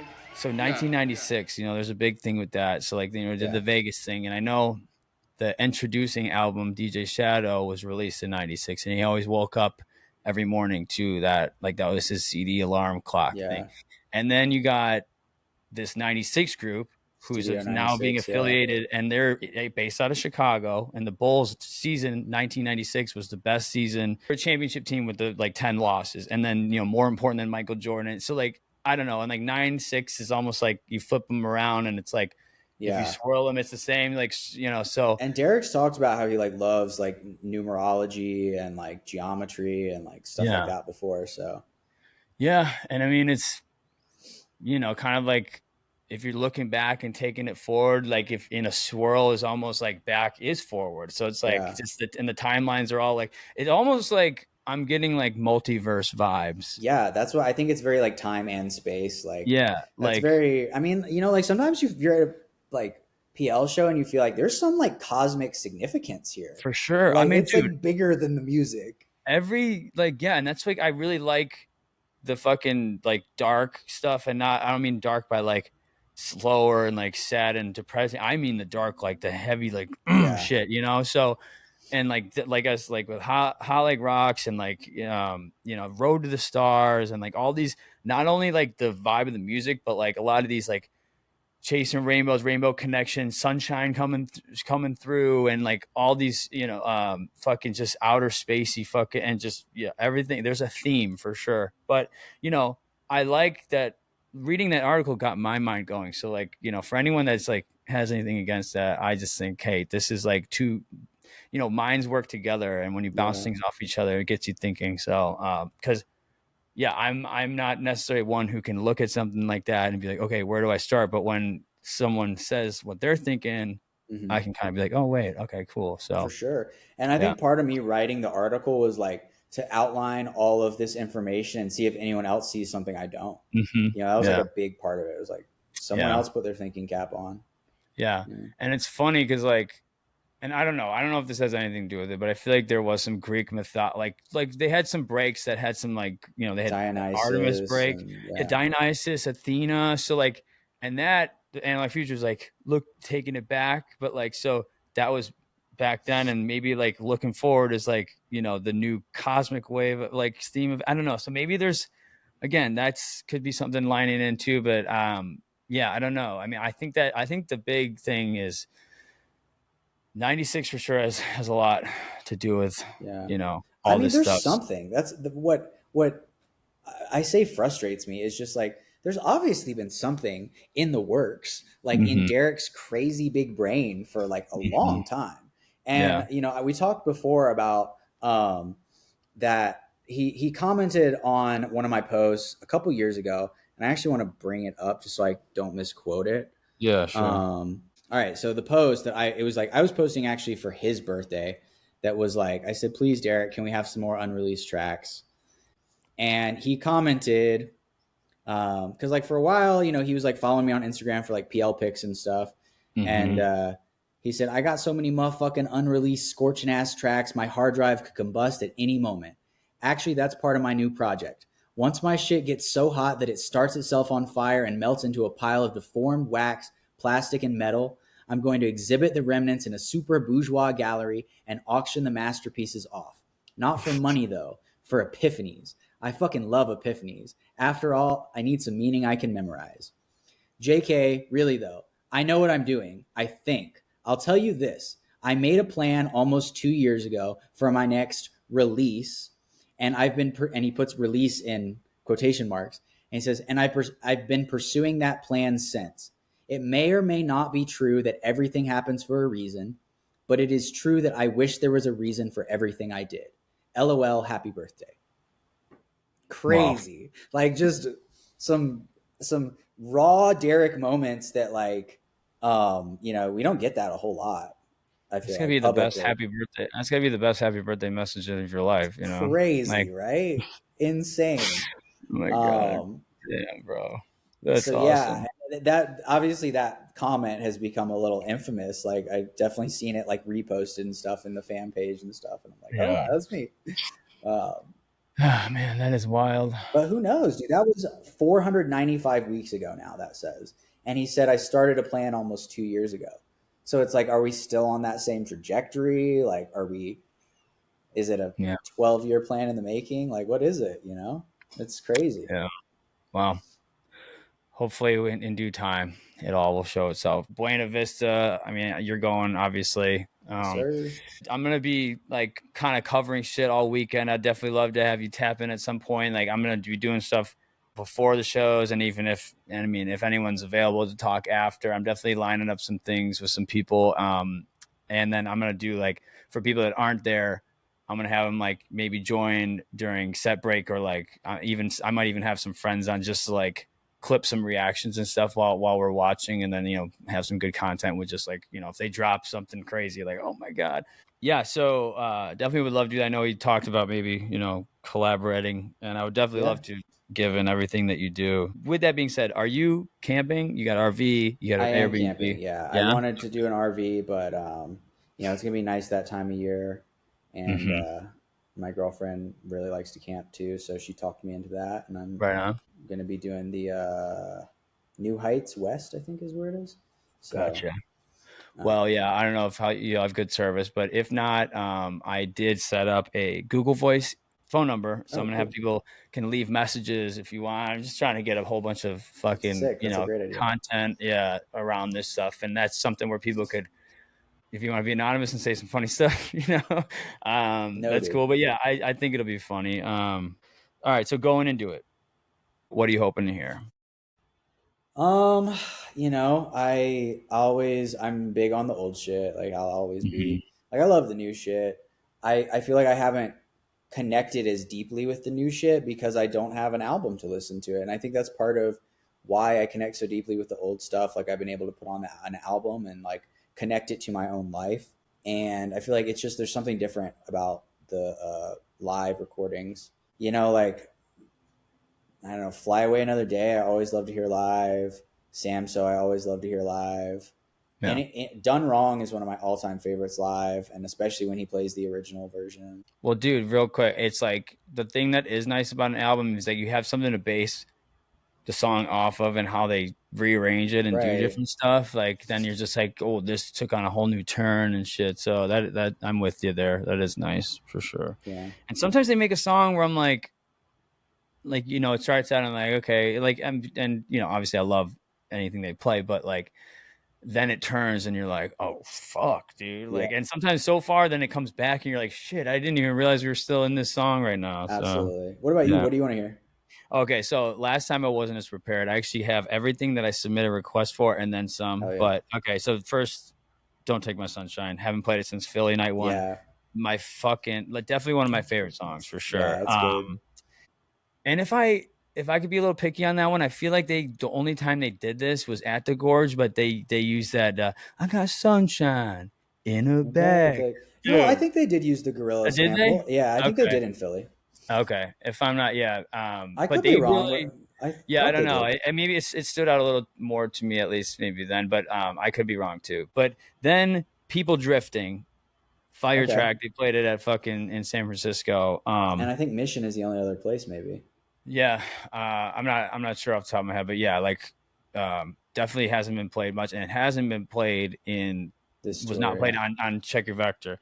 Then I got Sunday's Child, Mission, one and done, haven't played it again. And then Came From Nothing, of course. Stepping Out, I definitely submitted that for, not necessarily like, it's a great song, but for me, I know like a handful of people like Hammy T. Yeah, we've been talking about that one for a Lance. while. Yeah. And that hasn't been played since Red Rocks 18. And then All I've Ever Wanted, Hampton opener. And then Athena and Witness Break. Yeah. I would love to get some of that shit back if possible. Athena was such a live song. Like I feel like it was very tied to Analog Future. Oh, and same for with sure. Witness too. Oh yeah, It 100%. would be interesting to see those come back, but it feels like just such a different vibe than what we're doing now. But. It's crazy though, because I didn't even realize, and I just always associated these breaks with Analog Future, but they did play Witness Break with the trio at SnowBall. Yeah, which is yeah, wild. no, for Yeah. sure. I do remember that. And they speaking definitely- back to that being SnowBall, said, I they- have one more song that I wanted. Sorry, what were you saying? I just real quick. That being said, they have because some people have said, oh, they don't have the horns for that stuff, but they played it like that, so it's obviously. I mean, anything's possible. Yeah, no, I mean, yeah. there's a fully mastered MP3 of Witness for sure. Yeah, I thought yeah. that was out on one of the jump drives, but Mhm. it might be the one that I have. But the one from the other is he's only been played once. We call it Let's Come Together, but it's the sample is Genie Pearl. It's off of this Numero compilation, which Derek loves sampling records that are released by Numero. And so I talked to him and I was like, hey dude, I made a remix of this same song, and you used it in 2014. And he was like, oh damn, you know your stuff. And he said the same thing about that one. He's like, I definitely have that recorded somewhere. I need to find it. And I sent him the recording we have from 2014. We call it Let's Come Together.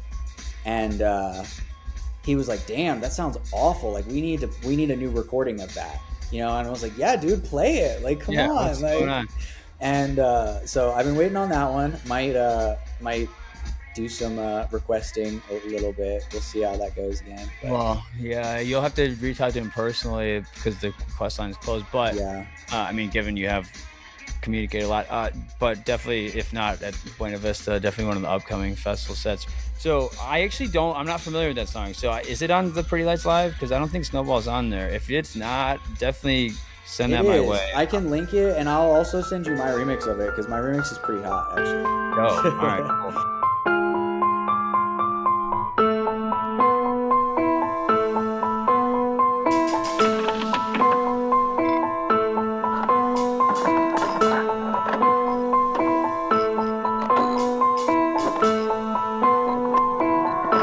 And in the end, what is the answer? And in the end, what is the answer? Will there be another year for me?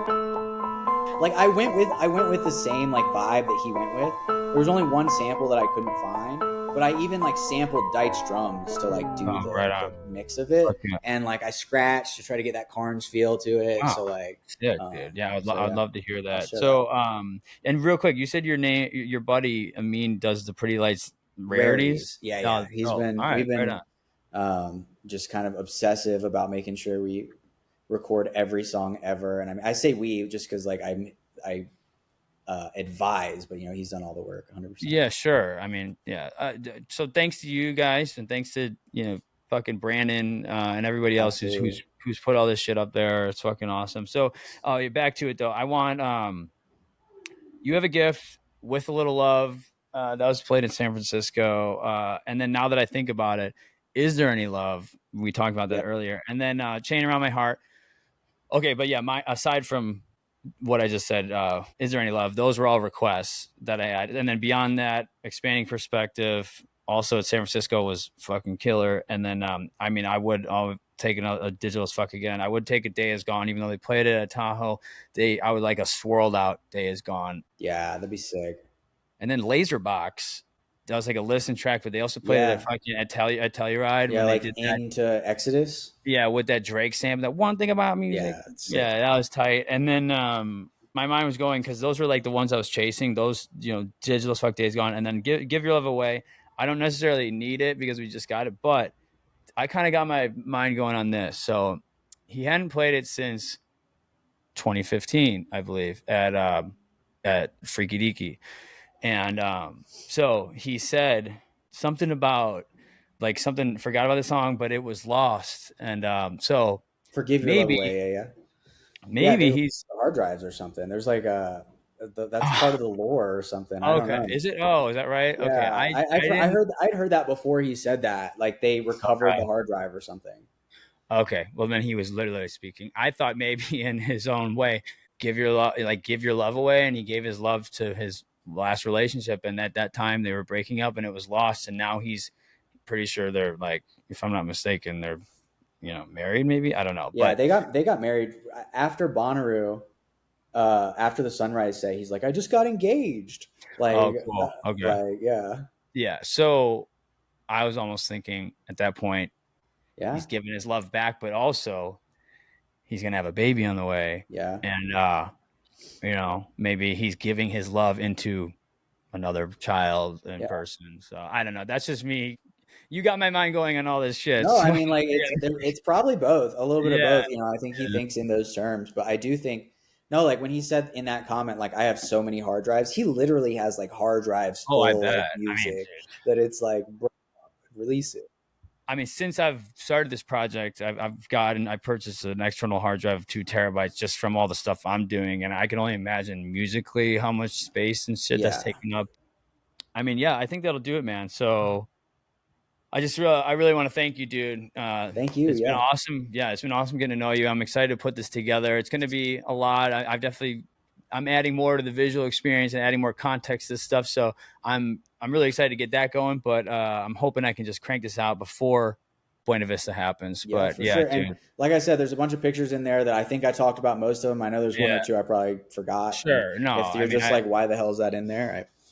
No, I appreciate it. So we'll be in contact as I'm building this thing out. But yeah, dude, again, thank you so much. And yeah, absolutely. I'm looking forward to anything you're going to do in the future, as far as articles or shit, as far as music goes. I definitely, you know, I definitely love like everybody in the community, everything they do.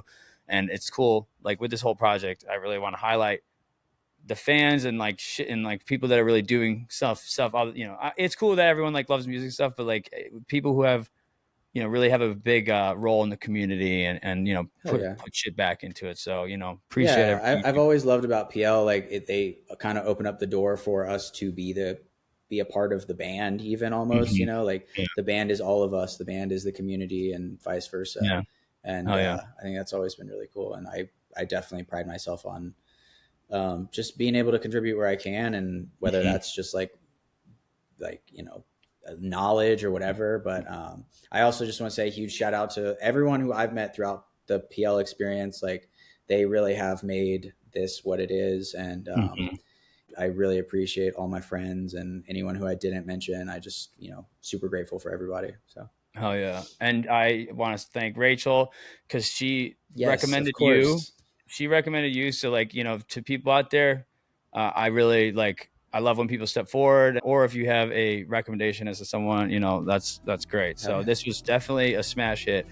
You got tons of fucking experiences and knowledge. So I definitely would love to have you back again, dude. So thank you. Yeah. Looking forward to it. Maybe next tour we'll do it. All right. Well, this maybe sooner. So. Yeah, for sure, man. But I'm moving back to Chicago, so I'm gonna stop in Denver. My cousin lives there, so I'm gonna be seeing him. So I'm definitely trying to do some in-person stuff. So that would be tight. All right. Well, this will conclude this episode of Trip Through Time, and as time goes by, memories never die. 98 or so shows worth of memories from this guy. So happy to run through your trip through time as a Pretty Lights fan. So thank you again, and looking forward to doing it again. So appreciate Thank you again. Looking forward to it. Talk to you guys soon. All right, later. Nobody can stop your progress, cause unknown forces move some of our that's bad.